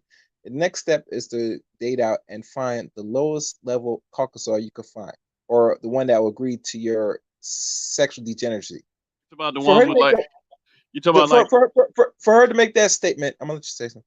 For her to make that statement, that tells me, bitch, you don't really travel at all. That means where you're around people that don't do things. Texas, I don't know what part of Texas she hangs out with. If she looks it up, there are black men that do skydiving. Is there a lot in numbers? No. But the versus say that they don't do that shit at all. Brother, if we had made some statement like that, we would look crazy. No, I mean it's not the fact that we. Yeah, you're right though. I can't argue We with would that. we be looked at as crazy if we made statements like that. But because she is a black woman, and let's be honest, her audience, if it's not the United States, it's gonna be black people outside the United States. That's in like first world nations. White women are not gravitate to this white message. They can look at her already. The only thing they'll do is they'll use her, like most of them will. You get me? And she will be used. You get me? White women try to. I don't know. They try to turn against black men, and then what these same white women do? They go back and fuck their white husbands while these Yeah. bitches drink, like while these bitches drinking wine and crying themselves to sleep in a pillow. Like, that's what it is at this point. And I mean, like, they don't want to turn away from that shit because they want to join Pinkies and sing the "Wait to Exhale" song, and they think, and like I said, they exalt these white women like their lives are so fucking great. Yeah. Like because they got white men and like I said, access to generational wealth and hybrid catastrophic impact X83rd power facts. Yes, he is such a disappointment. Uh, but yeah, like what I was about to say was when Princella said that black men are afraid to climb mountains, uh, jump out of planes. What I was about to say is my brother was in the U.S. Army and he was a part of the 82nd Airborne, where he said there were quite a few black men that used to jump out of planes. Mm-hmm. So that's not true. There are very adventurous black men out there anyway that does all kinds of like, X Games export shit. It's not something that's really revered or accepted in the black community, but there Yeah. are very adventurous black men out here. And the narrative is that we're just some scared, docile punks that's getting punked by every other race. That's not true, especially in Montgomery, Alabama, by the shining example you saw a couple weeks ago. Or was that last week? Nah, I don't, whenever it was, all I know is motherfucker was getting hit by chairs. That's all I know. But this like Prime VA757 says, is actual foreign women online who say they like black men is evident in real life too. Black men don't cause trouble abroad. Man, look, I was watching what's that dude name? He had a channel called Beautiful Lies. Oh, El Guapo. El Yes. Guapo, the Kingmaker. Yeah, yeah, but do me a favor, drop the link in because I want to switch device. I can't use this device because this is about to die the phone. All right. Okay, all right. Yeah, El Guapo. He said that he said in some part of Thailand, he said that black men were doing the damn thing, were opening businesses and everything. He encourages black men to travel. What is wrong with black men traveling? You got this troll shit. You got this troll shit on social media that says that they'll use examples like Jello Fresh or Drello Fresh, saying all like your boy the other night, D lame as hell. Oh, Mm-hmm. oh, they're ugly. They're broke. That's why they go overseas. They wanna mess with young girls. They wanna get up. They'll marry single mothers over there, but they won't marry single mothers over here. I mean, trying to reinforce, Yeah. like, I was watching the Chaos Ring, like, This is what I would do. For those that did not watch it, I got something for y'all.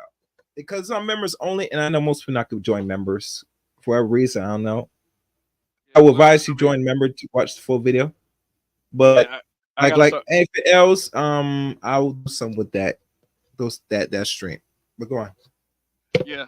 Hybrid catastrophic impact X83rd power said when you give them stats, they say you're wrong, but don't show any data on their own. Yeah, they will ask for stats and data all day long. And you give them actual stats and data, they're gonna say one or two things. no, that isn't true. No, I mean, where you get that from, or the most recent and newest one, shame, blame, and explain.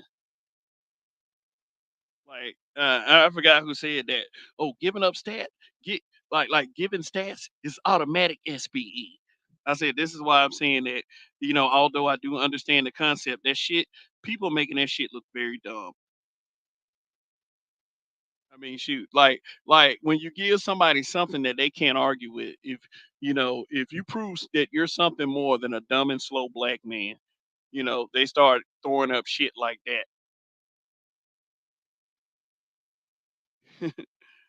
And I mean, like and it's like who can argue with facts? You cannot. I mean, none of us, not me, not you, not anyone in the chat, not anyone in the replay gang, and not any of the detractors can argue successfully against a fact. It's not possible. And irrational ass Negroes and white people will try to sit there and argue with stats and facts. No, you can't. They'll try to spin it in an intellectually dishonest way too. But no, you got to nip that shit in the bud as soon as it happens.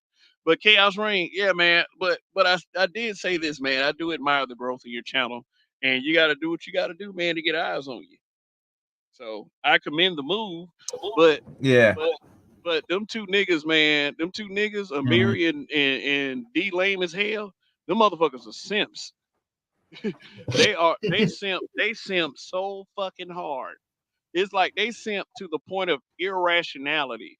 And any level-headed thinking brother will see that shit as irrational. It's irrational as fuck. Okay, but you know what? I'm not gonna be like some of these guys. I'm not gonna tell you who you can and cannot associate with. You know why, Chaos Reign? Mhm. Because you're a grown ass man. Okay. Yeah, I mean, I think you understand that, and you don't need me to tell you that either. Oh yeah, yeah, yeah. I do as I need what is necessary. Like I said, I have so many people that come on my channel. Some stay, some go, and even some that I have, participate, and some have helped with certain content. At the end of the day, I'm here to do the content. Let's be honest. If you don't have people on here for agreeable, disagreeable, it it doesn't go well in the long run. I'm saying there are going to be some people that's gonna get pushback. That's natural. That's fine. We can't have always, echo chambers, and I doubt the Black Master is an echo chamber in itself. You know what I'm saying? Black manosphere is If not it an echo. was, The black bro, manosphere, the black it's gonna be manosphere boring. You Black get me? manosphere I'm is just not an saying. echo chamber. It's not an echo chamber. No matter how much people try to Uh-huh. say that it's an echo chamber, because I've been getting this little feedback from other people. Yo crew, yo crew. You tell your crew this. No, you tell them your goddamn self. Mm-hmm. Like I made this poll yesterday. I made this poll yesterday. Let me share the screen again. I made All it right. as a joke. I made it as complete satire. And somebody got triggered by it. So I'm gonna show you who that is. So just one moment. Let me get back. You know what I mean? It's satire, but there's always a hint of truth to it. That's how I do things around this bitch. Okay, let me see. No, let me go back to the community tab itself. Oh yeah, here we are. I'm gonna address this again tomorrow night. How many votes did I get? 88 votes. That's pretty good for a poll. Sometimes sometimes I can get over 100 votes, but I mean, if y'all see this, let me shrink it up a little bit so it'll be all over the screen. Uh, so if y'all haven't voted in this poll that I got in my community tab, my suggestion is, after this broadcast or right now, you can go vote in this poll now. So the question I ask is, what do you guys believe is the anti-black manosphere's problem? Out of 88 votes, 63% said gynocratic as fuck, which, yeah, they are. 24% says utter jealousy and contempt. The 9%, they hate us because they ain't us. And 5% said out of man puns. So, Yeah, I put a picture of Megan Good, and people were like, I was like, what? But is that was their brutal honesty, as somebody told me on that. Somebody told me. But there you go. Old Big J Triple X. The three X's is just a is just a censor jackass. There's nothing triple X about this guy. No, my belief is that pussies dry up around this motherfucker. Because that's what I always said about simps. These white knight guys, pussies dry up around these white knight simps. He tried to chalk it up to being a gentleman. I'm like, nah, bro, nah, you just nah, that ain't the case at all. Let me see newest. Okay, he got so triggered that he gave all these reasons and his problems out of a poll that I made out of satire. Oh, it's just got another vote. Somebody listened. They put their vote in for utter jealousy and contempt, because I believe it is jealousy, because whenever a person sees a super chat pop up on one of these guys that they hate, then it's just, oh my God, it's the worst goddamn thing that ever happened on the planet. Why are those guys getting paid? And all and it's like, I don't doubt the existence of grifters in the space, but everybody ain't no fucking grifter.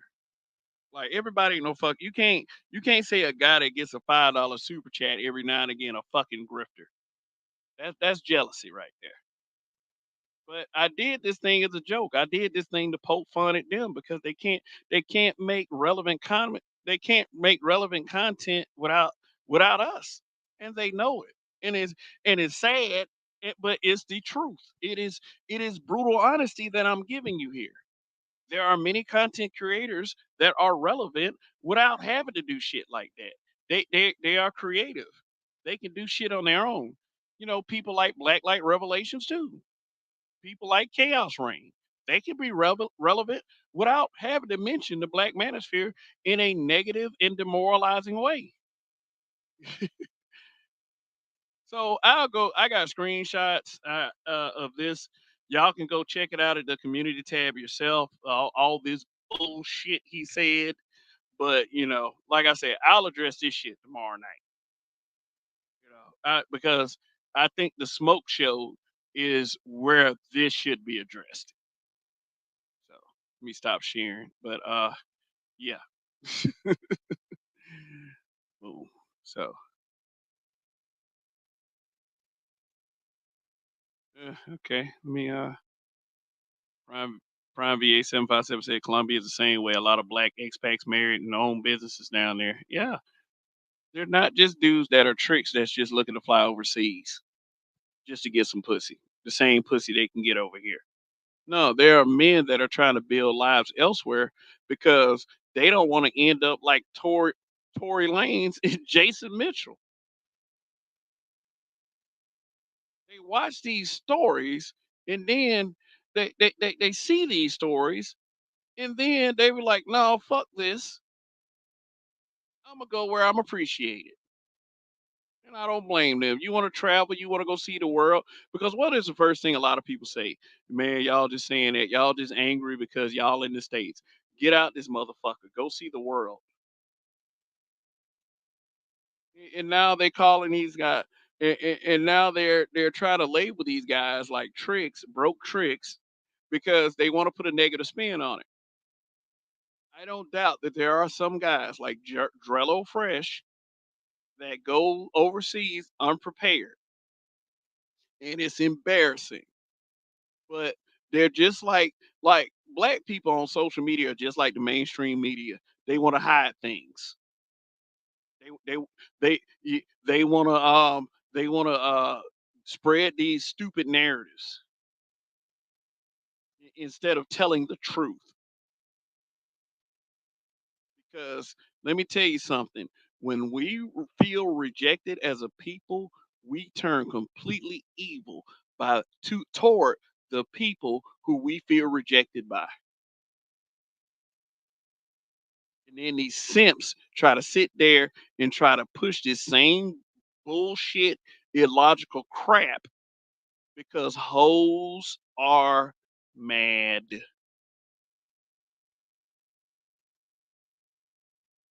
Phantom Clutch, what's going on?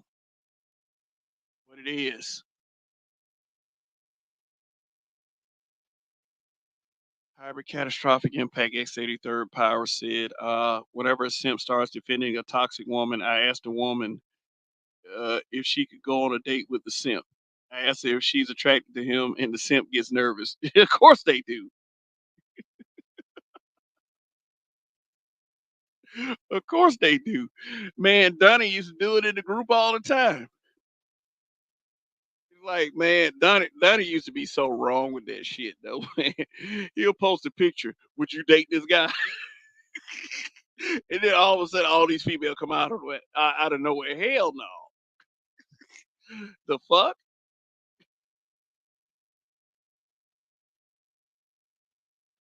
man! It was this guy. He got so mad with me because we used to do that to him.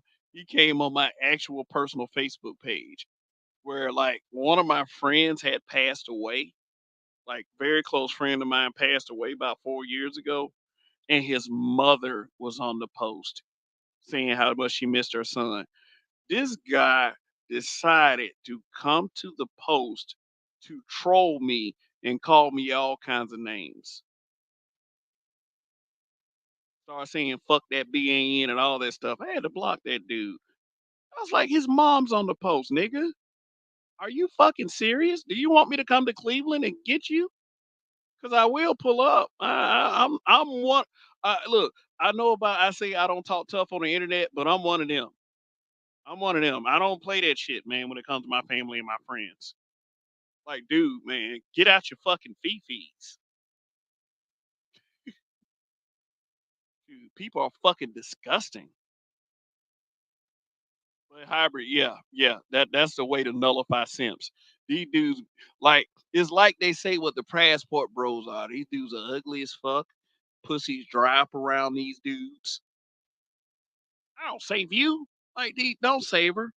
I mean, shit. Sexy Red was on, not like I said, not the content creator that can't make relevant content on her own. I'm talking about this little old walking STD rapper named Sexy Red. She was up there singing Project Pat song. She was talking about, "Don't save me. I don't want to be saved. Don't save me." I couldn't do nothing but laugh because she was telling the truth. Don't save these bitches, man. They're not worth it. They don't want to be saved. There's one telling you right there. Cartel, what it is.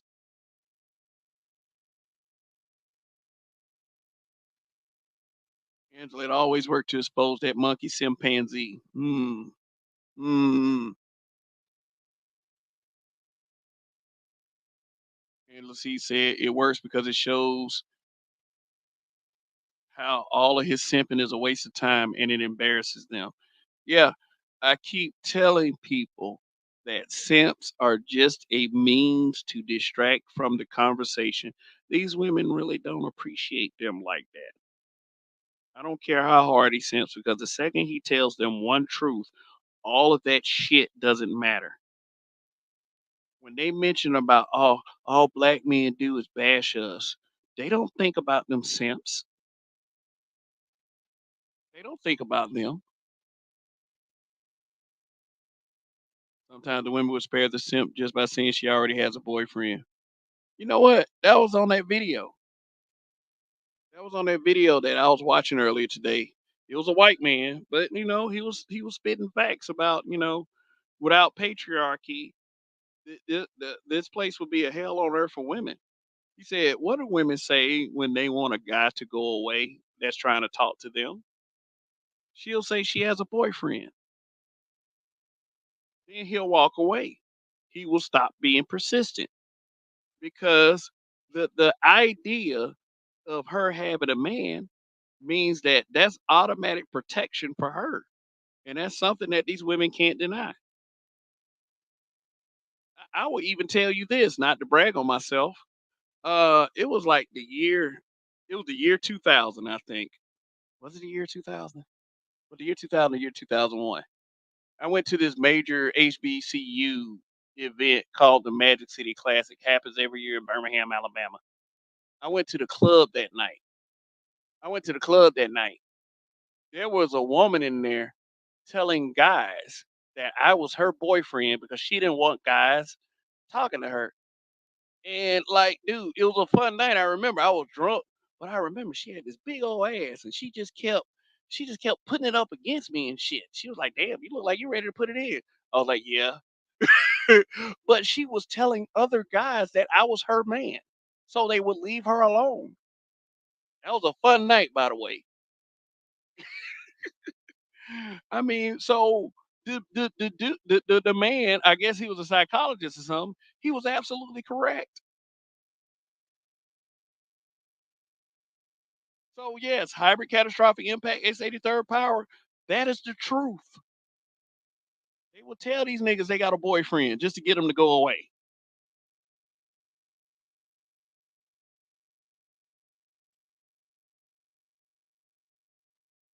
I will pull up with Kev singing. It's a small world after all. Uh huh. Yeah. This world. See, there are so many people that can show you that this world is very small. I mean, the world is a vast place, but at the same time, it's a small world. Like, believe me, plane tickets are getting cheaper. I don't give a damn about people what people say. I'm flying Spirit Airlines or Frontier. It'll still get me from point A to point B to stick a foot in your ass. But I got a family. I got some shit that I could lose. So I'm real careful about stuff like that. But hey, that's like pick your spots, choose your battles.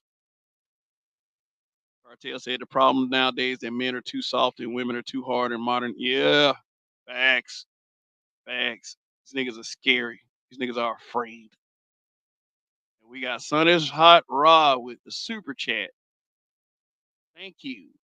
SBE promoted by Ninja Ramil. Okay, let me read that how it's supposed to be read. SBE is promoted by nigga Ramil, who's low key jealous of this space because he's not free to do or go wherever he wants like these brothers because he's an ex felon of no fault of his own.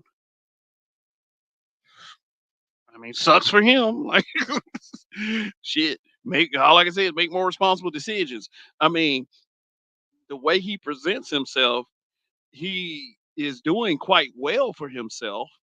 But this like to sit up there and talk about and criticize what we talk about, yet he does nothing but sit there and talk about dudes all day. And his channel, I mean, it's booming. He got a large viewership, a larger viewership than probably 90% of the guys in the black manosphere. He has a larger viewership, but that's a reflection of how broken this community is. I mean, and I'm really sorry, not sorry to say that. I don't give it like let me tell you something. I don't give a damn how many people watching, whoever, you know. I'm gonna say what I'm gonna say, mono and mono, period. So thank you for the super chat. Really appreciate that. I've seen so many weak black men on here letting women say what they want on panels, then they won't let men respond. They gave up their power. They gave up their power. Something I never suggest any black man should do is give up your power in a conversation. It's a goddamn conversation. I don't I don't I don't encourage you to argue with irrational fucking people. I don't. It's a waste of time to argue with stupid because guess what? Eventually you're going to start looking stupid trying to convince someone to make sense. Don't argue with stupid. That's what I'm saying. Especially if you are much smarter. Yeah, I mean, the thing is, when I let women talk, I like to give them enough rope to hang themselves, but I do not mute the voices of men. I don't. I try not to as much as I possibly can. I mean, I've ever kicked people off the panel maybe 2 or 3 times in all of my panels because they were just like, okay, okay, you're being fucking ridiculous. I've kicked RBR off a panel because he was being fucking ridiculous, but it's like, it's like the fact of the matter is like, I like to give people enough rope to hang themselves. But yeah, that like I remember that night the amazing Lucas did his first broadcast calling the Black Manosphere Bussy. It was all these dudes on this panel talking about manhood and all this other shit and listening to hoes, don't listen to hoes. And then they let a woman up on the panel. I was like, wow. That's why I don't listen to you dumbasses. The dumbasses. Not. I don't listen to certain folks. I don't listen to certain folks because they dumb as fuck. But thanks for that super chat, son. It's hot raw. Thank you. A lot of times women will say she sees the simps as friend or her brother. Man, look,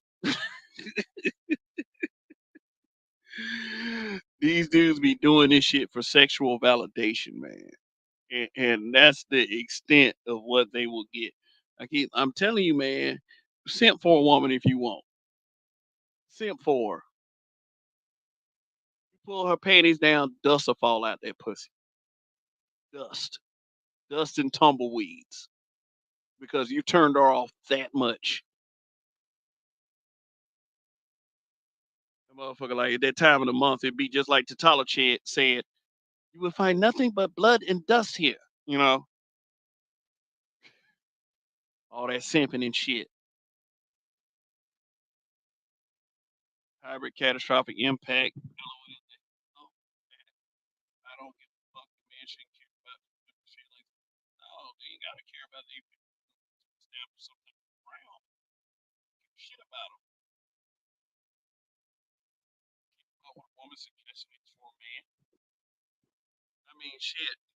The only way I care if I'm married to her. Shoot, and even then, I'm careful with that.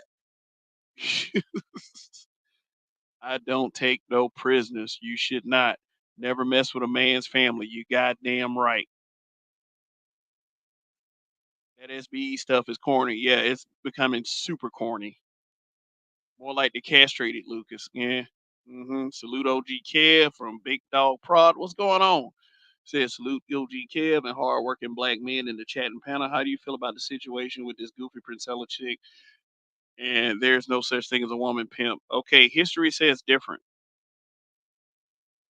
There have been female drug baronesses that were very murderous. I forgot her name. Maybe one of you in the chat know. But yeah,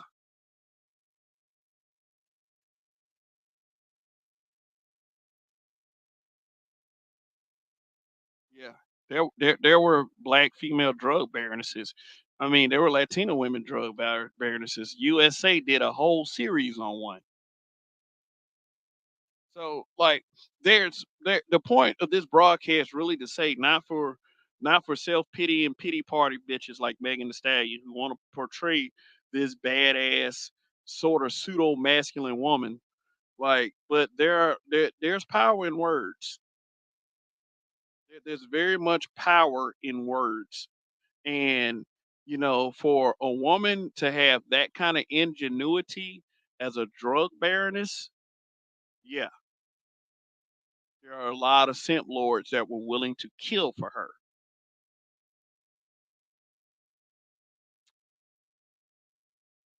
Just Lane Maxwell was technically a female pimp. Yeah, you shouldn't say that kind of stupid shit around people who know their stuff. Like Rob down there. No race of women respect simps. None. Not at all. Non-black women in general don't really like me who are pushover. A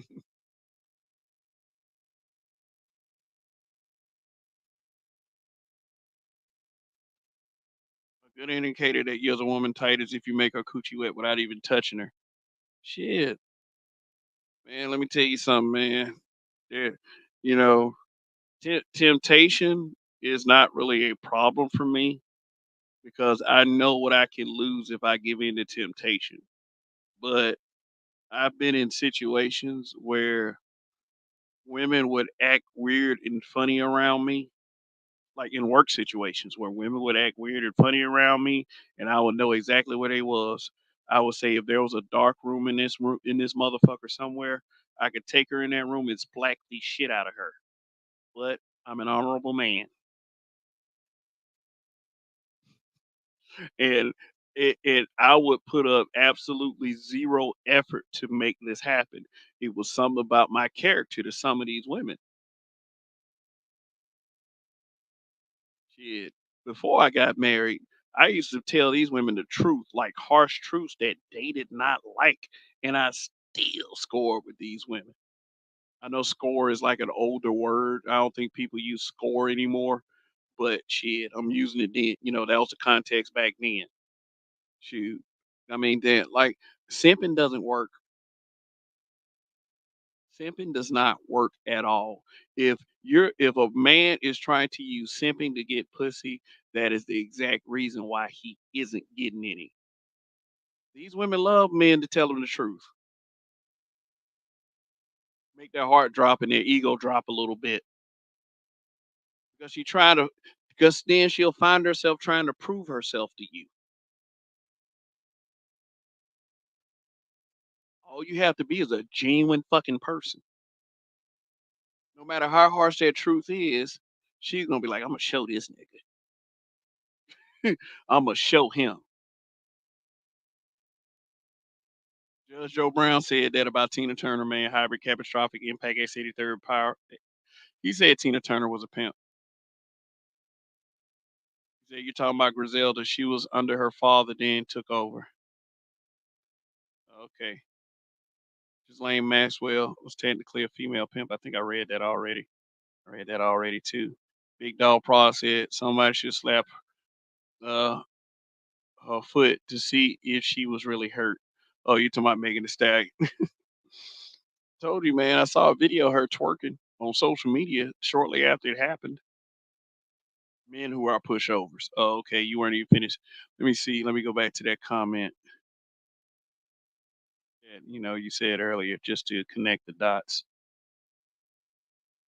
No race of women respects simps. No non-black women in general don't like really men who are pushovers. Oh, okay, I got you.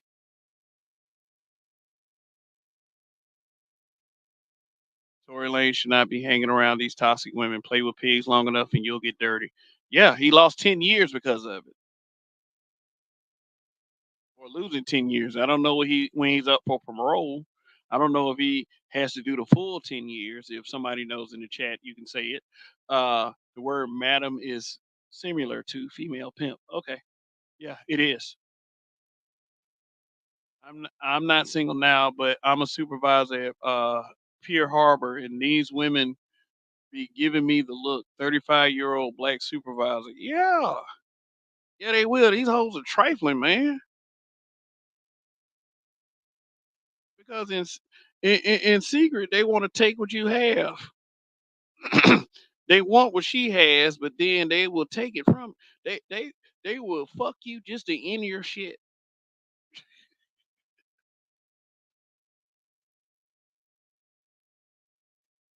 Women really want to be dominated by a masculine man. That's really it. Tell you something. I was working at a warehouse one time.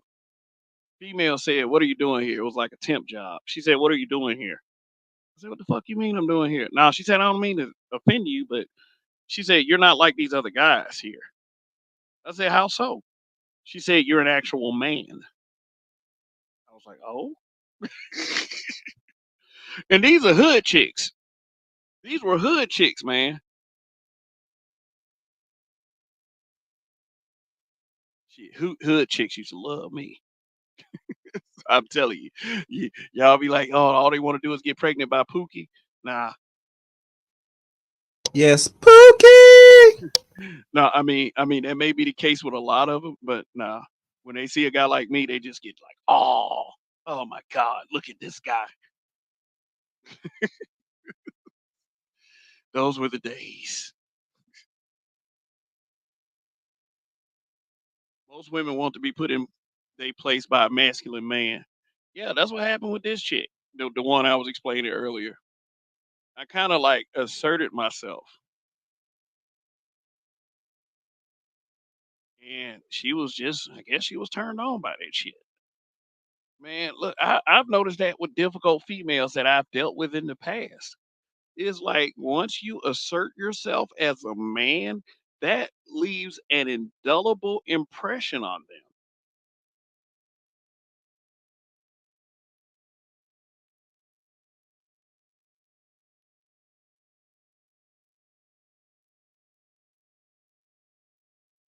I run from these chicks like to play. You can have them, Kev. LOL. No, I can't have them. I'm married.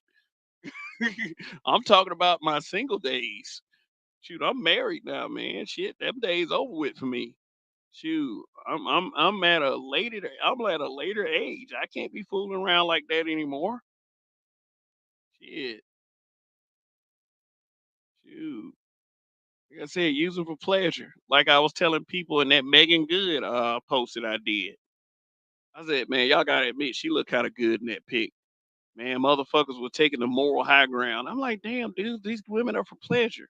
And then one guy busted me up saying, oh man, these guys are giving their brutal honesty. Isn't that the name of your channel? I was like, you got me there. Okay, the fact that people took him apologizing for fucking on a homegirl as him admitting to shooting her was good enough example that these dudes are really, really are ready to submit to a woman. Yeah, yeah. Submissive males. These men are submissive out here. That's why they say stuff like, oh man, I really can't comment because, only a woman should be commenting on that. You're supposed to be the motherfucking authority. Yo, D. Scott, Yo, what what's it up, brother? is. How you doing? Yeah, I'm good. All right, y'all go ahead, man. Hold on, I gotta get something straight on my end. Okay. All right, cool. Said hybrid catastrophic impact X83rd power says when you stand in your square and not care about getting the coochie, it turns them on. When you're brutally honest, it gets the chick angry and wet simultaneously. Yeah. Yeah. If I were single, I'd probably have no problems today. Trust me. Early in my early adulthood, I had problems, but I had to realize certain things. That I was trying to be this Ralph Tresvant Stone Cold gentleman type, and that for I guess the group of the women that are always surrounded by that shit didn't work for them. They want dudes to fuck their brains out, and that would then I was I was listening to Rap Transvet. You need a man with sensitivity. No, no, they don't. No, they don't. Don't go for that shit. Don't believe anybody that says it like that. Nah, I need to have another show on R&B songs. Y'all remember that one I did like months and months ago. I need to have another one of them shows. If anything, you really just have to pay attention to how they react. To be honest with you, Yeah. Oh yeah. As they past care, men have forgotten their place and take charge. Yeah. Shoot. So what's up, D Scott? not much, man. I was like 30 minutes behind, and I just sped forward to right here just so I can hop on. Um, You can always so listen to the regard, replay. Go ahead. yeah, I got way too much time on my hands, so I probably will. Um, in regards to the two people in this photo right here, I honestly I couldn't name a Tory Lane song either, nor can I really even name anything by Megan Thee Stallion either. Um, but in regards to what you were talking about before, definitely you have to be careful about who you're around. And be honest with you, live a certain lifestyle and everything, you reap the benefits. So even though it's unfair that it did happen, um, it could have been prevented if you made different decisions. Yeah, I totally agree. It could have been very prevented, but some of us, I mean, We'd rather take the route that we feel like we can get out of, and that's not facts. You're, Yeah. you're, you're dealing with a culture that is against you automatically based on certain things, such as race and the fact that you're a man, so they see you as a danger either way. Hmm. I mean, Season Life said, Ralph, my guy, though, yeah, yeah, I mean, shit. He used to make some good music back in the day, but, nobody will follow those philosophies in 2023. You You should know, have been following it back then either. yeah, because, like, like, social media has really exposed the mentality of a lot of us around here. Said, yeah, see, look, even RPM, I used to like that song, but I would never live by the words of it, LOL. Hell no. And then back to what we were saying, Prime V8757 said all he had to do was stay in the pool with Kylie. Yeah, it's Kylie Should Jenner. stay with the Becky. Should stay drinking milk poolside, yo. Yeah, because like that's how they said the whole thing started. He was in the pool with Kylie Jenner, and she got jealous, and they got to this whole big old blow up argument and stuff. And next thing you know, a gun went off, and the rest is history. Apparently Megan got hit in the hoof. Yeah, but then twerking on social media 2 weeks later. You know? I said it's On like, She-Hulk and shit too. yeah, She-Hulk. Well, that's very much so after the fact, but it's Yeah, like yeah. it's like the departed kid said, you can't make this shit up. Mm. You really can't believe anything. Not gonna say you can't believe anything, but you gotta take everything with a grain of salt. Or you should do that with everybody, but definitely it's too easy for it's I think it was a damn name of that damn movie Borat. He was talking about giving what was it, giving women powers like giving a gun to a monkey, and that's literally what we have now is a fuck ton of perpetual children with guns and they're blindfolded, Mm. and that's where we are now. And the best thing a dude could even do really is just you know um tranquilize the monkey and put in a room and let them all kill each other. Wow. That's the way I look at it. Yeah, pretty much. Mm. Can't. There's certain things that we should be aware of Mhm. that most guys try to pretend like it's okay just because they want a little ass. Was KS They think alive? it's cute. Yeah, was KS alive during the Meg situation? I don't remember his perspective. I don't remember it either. But yeah, he was alive when it happened. I think it happened in like I think 2020. Yeah, it happened in March of 2020, and I believe that was before the pandemic really hit hard, and we Yeah. started being on quarantine. It happened right before that, and I don't even believe that Kevin Samuels was at the point where he were interviewing women yet, or had a call-in show for women yet. I think that he started doing it shortly afterwards. So I think he was still on his image thing and cussing guys out. And that's the thing about him. Nobody, and this is why I say that this community really doesn't value the men and the boys, because when he was cussing dudes out and embarrassing the shit out of them because they had unrealistic expectations, no one cared. No one did, because that is expected. And the to downtrod on men, because we have this physicality and we have these tough shells, and we're expected to take this shit. You know, and if we don't take the shit, we're gaslit and shamed until we do. Nobody Yeah. cared. But then when he started talking to them females, his shit went up like 20-fold, 30-fold. Everybody was like, "Oh, he's disrespecting and bashing black. Oh my God, he ought to be ashamed of himself." He's a Keisha was self-hate clutching. Keisha was clutching her pearls. Yeah. man. But what used to trip me out about him, he used to have that "I'm a PhD" soundbite. I'm a PhD. Yo, Jesus, man, I've met so many different women beyond that shit. It's like literally before you like if you get their name and then they bring up their education. It's like You know the the tragic irony of that, we got haters that's in the space that are attacking the PhD content creators like Dr. Tia Son Johnson and Mhm. Green Gorilla. I don't know if they've attacked Ronald Neal yet, but I believe it's coming.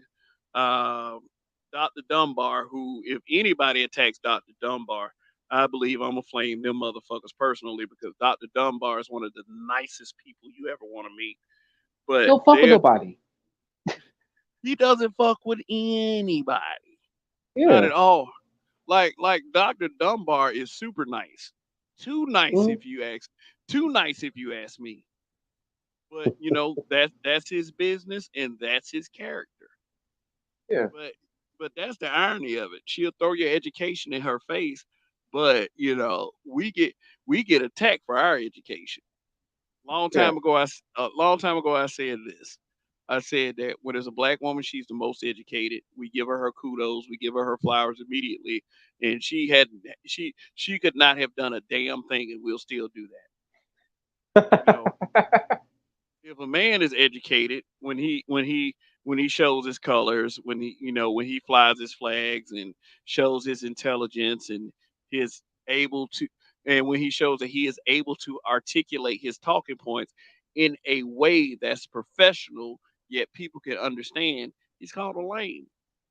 we believe Hmm. that we believe that black man intelligentsia is lame, and that's why most of these dudes leave. They go overseas and they marry other races of women because this man spent his entire life hearing from people who look like him that he's a dork, he's a fucking nerd, he's a lame, all this shit because he possesses intelligence, and that shit is crazy. We need people like that here. We need people who are innovative, who are smart, who can help us get to the next level. According to some of these bastards, we don't. And I disagree. Yeah, it's anti-structure. Like anything that has like a semblance of structure. Even if you can formally structure a sentence, you know what I'm saying? That in of itself and everything, the structure requires having a level of discipline. And the thing is that anything that wants to be chaotic, the antithesis of that is discipline or order for that matter. So yeah, yeah, I've heard that my whole damn life, man. Oh, you sound like a white man. I always hated that shit. You know what I'm saying? Because it's like always, even when I was a kid, I used to think so. Basically, I'm not supposed to be able to sound like this. I mean, is that a problem? I mean, I didn't. It didn't make sense to me, and it's the fucked up, not fucked up, but the funny thing was that I wasn't even raised around a lot of white people. It's just my mother didn't allow me to come home sound like a fucking idiot, and she was very, very adamant about that. I can My give mother, her that much. my mother, But God rest her soul, used to check me every time I said something incorrectly. What I see in my wife, and I'm not saying my wife is just like my mother, she checks my daughter the same way. So I know my daughter is, and the way I talk around my daughter too, I know she's gonna run into those problems. I know I know she's gonna run into goofy ass bitches and goofy ass dudes saying that she sound white, and it's like, how do sounds have colors? I mean, shit. But in that by that same token, they hear a white person talk, they will revere and praise that motherfucker. They will treat that person like they're Albert fucking Einstein, you know. And I used to get really pissed off at people about this because it's like my thing is I was very in tune to black history and not the media side of it, the real side of it. Because being from Montgomery, Alabama, I had older relatives that used to tell me the stories all the time. They tell me their experiences. So I used to get turned up and triggered every time I heard some ignorant shit like that. Like we'll say that we're trying to express whiteness through the way we talk, but then when white people used to come around, is this fear and it's this goddamn and it's shrinking themselves. So they'll be like, oh yeah, they'll praise these people, and I'm like, what Mhm. the fuck? Like, come on, bro, for real? It'd be Like, the lowest of white people, to be honest with you. yeah, their praises do it. Did, oh, and don't let it be the white dude that act that so called quote unquote act black. Oh Oh man, that God, used to piss me off the most because the the same Justin people that was Timberlake. yeah the same people that say you talk white will welcome them in like them people are black. Oh man, he black. He just got white skin. I say, man, you need the shit kicked out of you. You need the fucking shit kicked out of you. Season Life said same here. My mom is an English major and she checked me every time.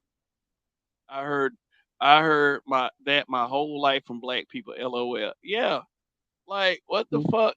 What the fuck do these people expect? Like it's like I used to my I remember like when the word ebonics first was coined by Jesse Jackson, my parents got so mad at that. It was like, what the hell? What you're telling me is that black people are so stupid that we have to make up a name for our own dialect, call it ebonics? And then the funny thing about that is that there was so much pride behind it because people were saying, well, this is something that's our own. It's like, oh my God, you realize you just relegated yourself to a black redneck. That's, thank you. Okay, cool. Just go ahead and accept that shit. All The right. man said, man, man, Prime VA757 that most time the white guy who act black be dating black women. LOL. Black women have a type. Yeah, yeah, I've Yeah. seen it. I've seen it. You know, like I said, there will be like these used to be friends of mine.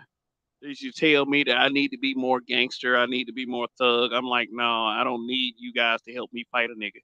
But it's but then like they would turn around and praise a white dude for basically trying to imitate what they were, and they used to get access to black pussy. You Oh, know, yeah. yeah. I mean, for real, and it wasn't like it was access. These women would be willing to give it to them. Yeah, at the cookout. Yeah. And I would never forget this time that I would never forget this time where a dude was trying to tell a white dude around black dudes was trying to tell me how to act cool, and these black dudes were co-signing them. I said, I walked off. I was like, man, look, I'm not fucking with you guys no more. You guys are jackasses, and being a jackass might be contagious. So I'm just gonna stay away from you guys. I was like, this is unfucking believable that you guys would act this way around a guy who is actually making fun of you because he's Yeah. being a caricature of you. And the thing that pissed me off the most about these so called cool ass white boys was the fact that they could code switch anytime they wanted. Oh, bro. Like they code switch anytime they wanted.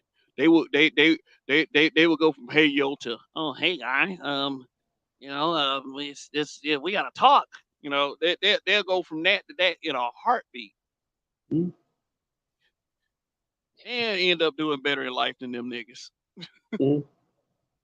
Man said Marcus Romero Productions. MRP says the black community is a meme now. Yeah, mm, basically. I just I just wish our people took it more seriously because I truly do have pride in our race, and it every day it becomes more and more difficult. Even the ones closest to me sometimes just kind of make me shake my head. sometimes over the shit that they co-sign with and private. But I do remember, like, when it was a pack of us that would hang out, and it was me, my cousin, and some other guys.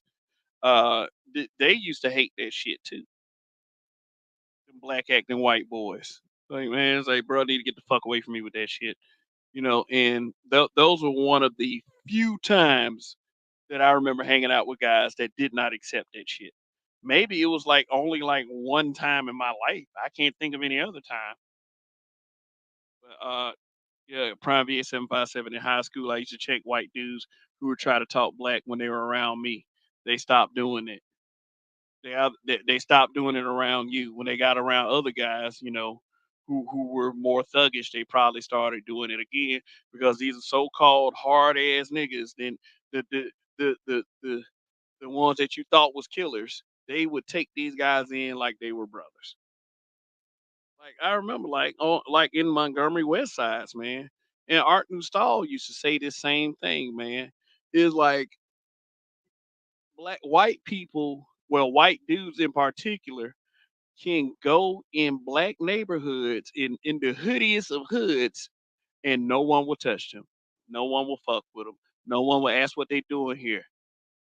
It's like it'll be a hint of uneasiness at first, but then they'll be made to be comfortable real quick.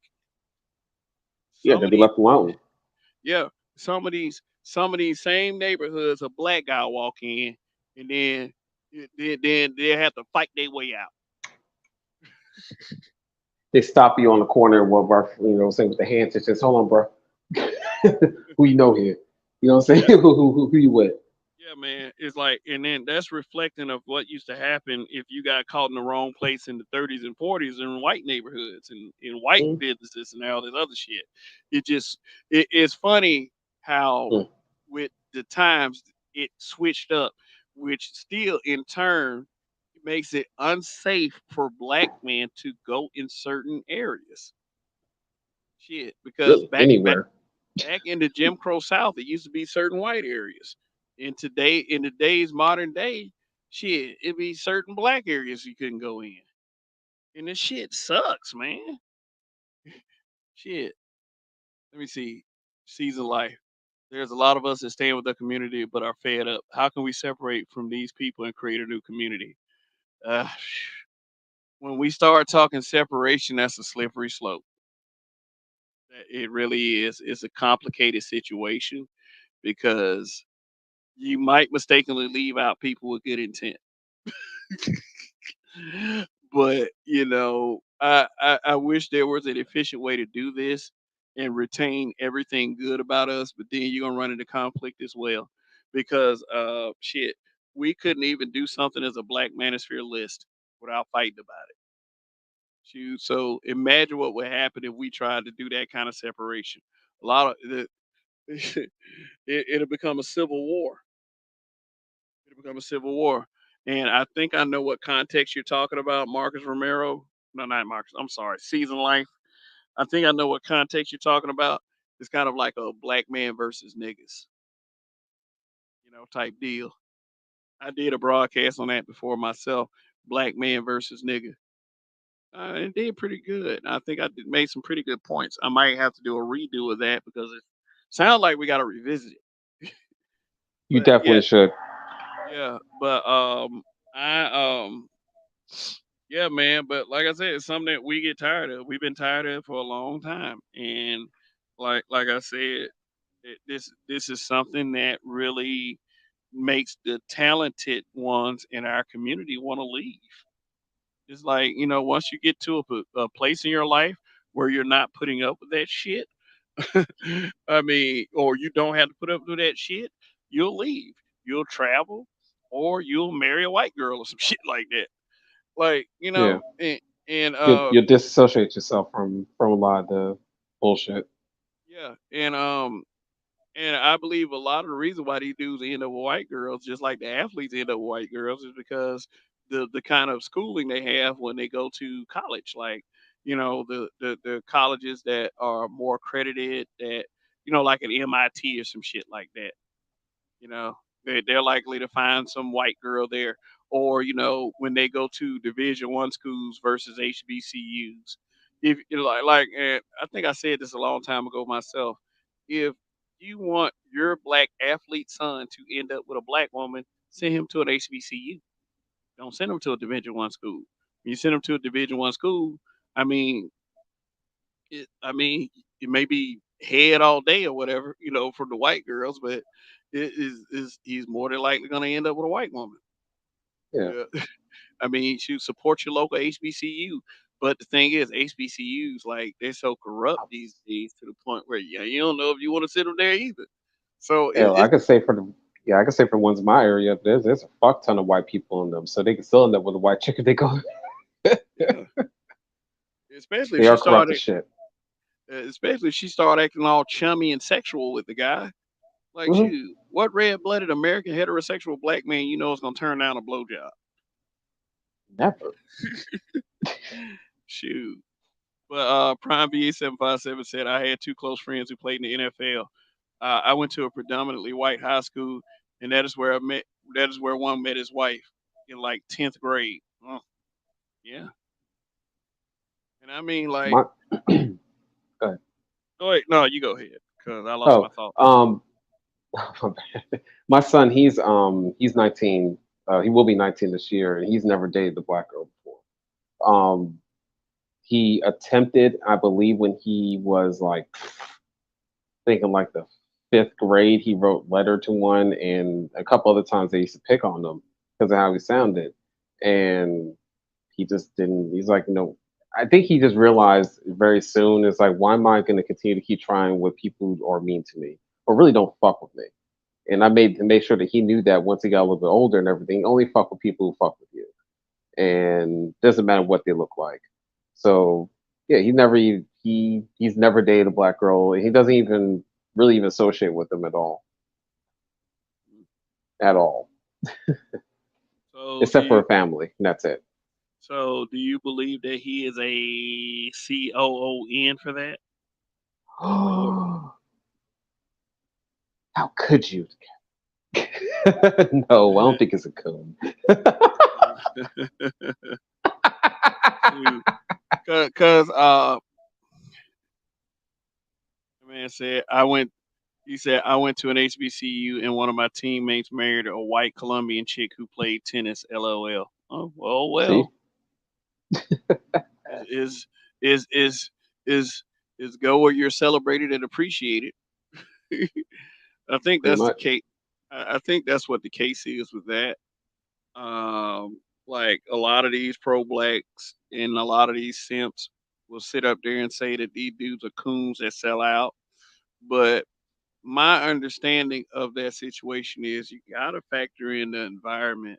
You gotta understand who had first access to these black guys who end up eventually with these white girls, these Colombian girls, all this other shit. Any other race of women. Who had first access? Black women did. Mm, Yes, you did. So black women had every chance to solidify with that black boy growing up into the man that the black woman was the top choice for the black man. And for some reason, he did not get that message one way or another. So he ended up with who he ended up with, and can't nobody blame him. And even though they will try, and my suggestion is don't waste your time dick policing either. Because that's not going to do any good.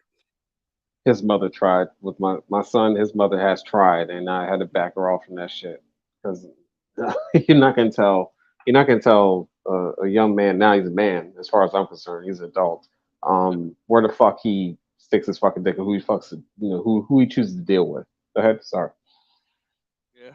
This man Ray Hummer said, with the crazy ass laws we have, it's not wise dealing with no American chick. That's how we win. Stop dealing with Klingon mating rituals. Yeah. And then Prime VA said, it's some fine, smart black women show go to HBCU. The only issue is that some of them chase thugs too. Yeah. Facts. Yeah. Facts. Yo, I will say this much in regards to what he said because I live in the same area as his name. HU, I will say that for Hampton University, they are starting to come back to school now. And I have seen them quite around, and yeah, they are. God damn, they fine as motherfucker though. God Yeah. damn. But yeah, man, that's really all they really fuck with and everything. Go downtown Newport News or over there in Norfolk or shit, any hood for that matter. But yeah, definitely Yeah. Hampton. There's really not much you can miss out there. Go ahead. Man, I remember when I was going to Alabama State University when I was like 19, right before I failed out. There was this chick named Veronica. She was a stingette. The stingette is the dancing girls in the band. She was fit, finer than a motherfucker, and I didn't have the confidence to pull the trigger. I didn't. I would see her at dances in the club. I always be dancing with her. She would always be my dance partner. I mean, nice little tight fit body. But like the thing is, what I'm trying to like to younger brothers especially, man, you're good enough for any of these chicks. You're good enough for any of them. And the fact of the matter is, I dropped the ball with her. But to drive the point home, yeah, there are plenty of beautiful black women at HBCUs, and I don't know what the mentality is today, but Ha. back then is like I dropped the ball with that one in particular. And maybe it was probably for the best. You know, you never know. Sometimes things happen for a reason and things sometimes things don't happen for certain reasons as well. But that's Yeah, just I mean, that's just like we no man has 100% success rate with women. It's just that at that one particular time, like I knew she was kind of feeling me. I just did not have the confidence to pull the trigger. And it was just like those one of those things that I think about to this day. I can't really kick myself too much, being a married man, but I used to kick myself once I realized where I screwed up on that one. God damn. I was like, oh, but it is what it is at this time. It's too late. That's Oh milk. yeah. That is spilt milk. As far as how they are nowadays, yeah, they're not the same. They are. It's like what I noticed and everything. It's more like love and hip hop with college. Oh man, but Horse Prairie says college chick aren't different. They love pookies. It's like that movie ATL. Indian Prime VA757 said, no matter what HBCU you go to, it's the same dynamic. I Yep. was like, unfortunately, because uh, I believe mainstream media has a lot to do with that. You know, mhm, we listen to the TV, we listen to movies a little bit too much, and and and and also what contributes to that is our conditioning as blacks to believe that some certain things are black and other things aren't, and just being black should be good enough, but you know. I guess they think that he struggled because this is straight from the words of a woman that I used to talk to herself. She was like, I just believe that, you know, they're blacker because they struggled more and they were down in the trenches. These other pretty boys, they seem like they had everything. They didn't struggle and they aren't in tune with their blackness in more or less words. And my thoughts after that, I was like, you stupid bitch. I'm gonna I'm gonna distance myself from you. You dumbass motherfucker. Your mentality is that a couple years later she would end up pregnant, but it was a bullet dodged. Hmm. By by a musty looking motherfucker that you could smell from 5 feet away. Like this shit. But yeah. But what do you think about this Megan Thee Stallion Tory Lane situation? Yeah, like I said, it was avoidable. I mean, he like I say, he should stay with that cup with that glass of milk by the pool. He'd been okay at mhm. that point. So yeah, he said he should have stuck. He should have stayed with Kylie Jenner. Oh yeah, Yeah, just stay there. yeah. I mean, I Said, mean, bitch, granted, I catch mean, you Uber. could see, yeah, Zach catch an Uber. I mean, you could see like Lamar Odom or Reggie Bush and other cats and everything. But I mean, you probably would have had a chance. You know what I'm saying? You might have actually made out the Kardashian clan without being without the MK Ultra shit being done to him. But yeah, he was better off to staying there. He was better off staying because what honestly, I didn't know that Megan even had an album. To be honest with you, I thought she did just a bunch of features. No, she was just she was just a twerker.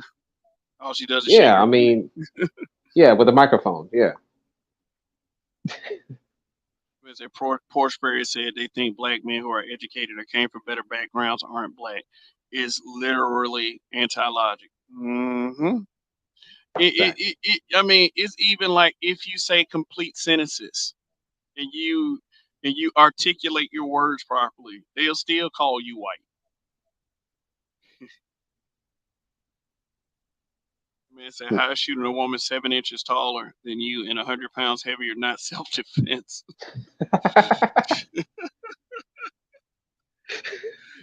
Tory Lane, one of them little ass dudes for real though, man.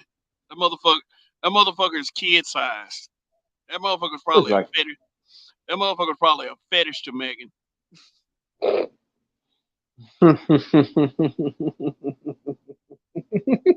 Shit, Megan twerking on She-Hulk.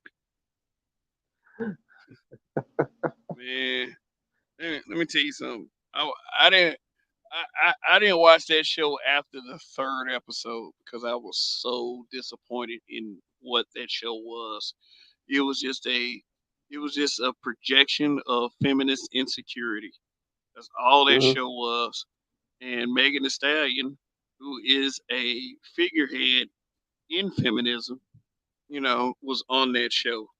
And the twerk scene at the end, I'm not saying that I stopped watching the show because of that, but the show was just too much for me at that point, and that's not me being some insecure male either. It was just that I was a comic book reader. I know how these characters were treated in the comic books. Those comic books back in the day, especially in the 80s and 90s, were epic. And what they did was when it got to Disney, they bastardized the product. They didn't know anything to do with the Marvel property, but they should have stuck to the Disney princesses. And now they're doing this model where these women they're all powerful, almighty. They have this unreal strength. They're always beating up men 3, 4 times their size. You know, they got Karen cuts. You know, Karen. You know,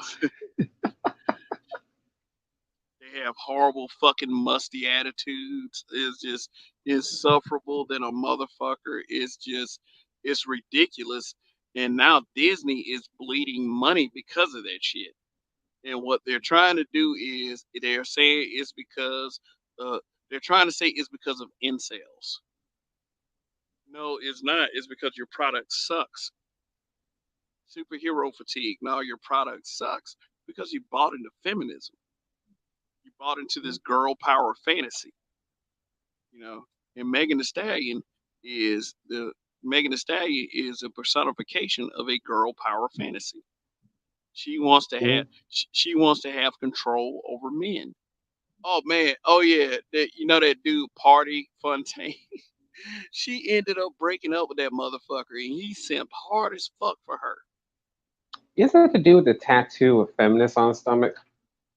Man, I don't know, but if he did, he need to. I don't know. He might need to self delete because his life no longer has any general meaning or purpose. If he did some Let shit like that, like seriously, trade me look it places with up. Tupac. But huh? But Yeah, let me he look was it up real quick.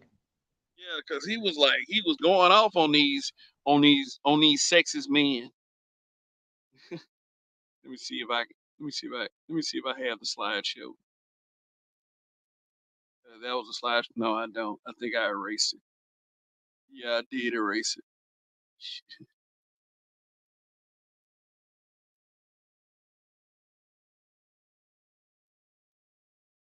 The man said Prime VA757 said Tory probably can't even ride the roller coasters.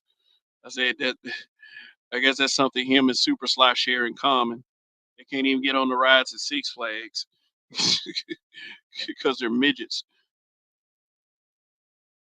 And Season Life confirmed what you said. He has a feminist tattoo on his stomach. Like for real? How can you exist as a human being and do that shit? That's like when a man uses the word sexist.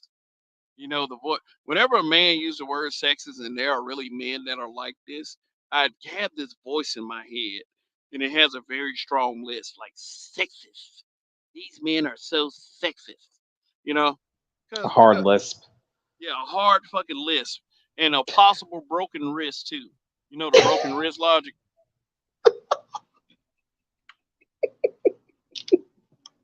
Yeah, the man said. It says feminist in bold text. Man, bruh. Yeah, I just looked at it. It's interesting. That's rather interesting. I guess it's like these dudes in the face. There's like these dudes in the space that are anti-black manosphere.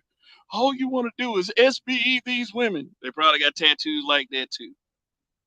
Yeah, right behind the ear. Yeah, yeah, popping their gum and whipping their hair back and forth. That man Oh, if you're saying said, like that, that's a tramp stamp then.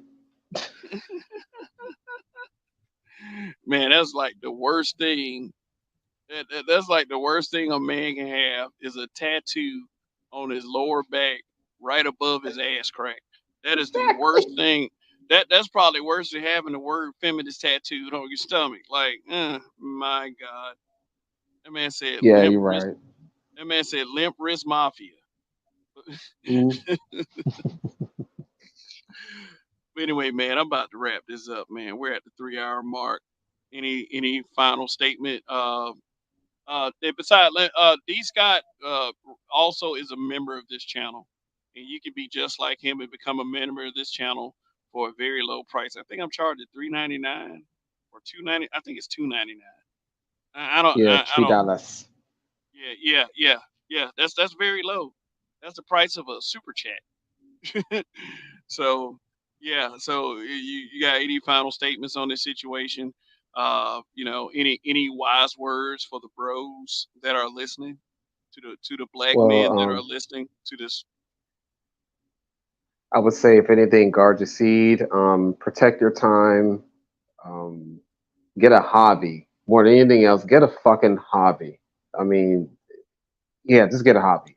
Go for a walk, drink some fucking water, and I know it's sounding all hippie and shit, but that shit does make a difference.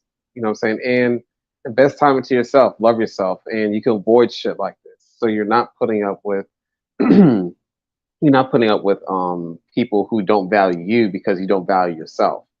You know, because if you don't value yourself, you push leave yourself open to anything. Oh yeah, That's all I got. absolutely, absolutely, very wise words. Like basically, what he's saying is, do whatever you got to do to focus on being the best version of yourself. Something that I say quite often on this channel, and something that I will continue to say. What about you, Chaos? Chaos Rain? I know you're there. I know you're Yeah, I'm there. here. Oh, I'm here.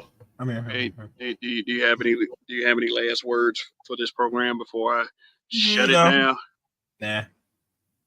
Okay. Yeah. All right. So, all right.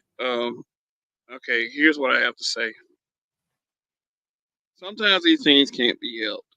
Basically, based on the character that we all possess as men.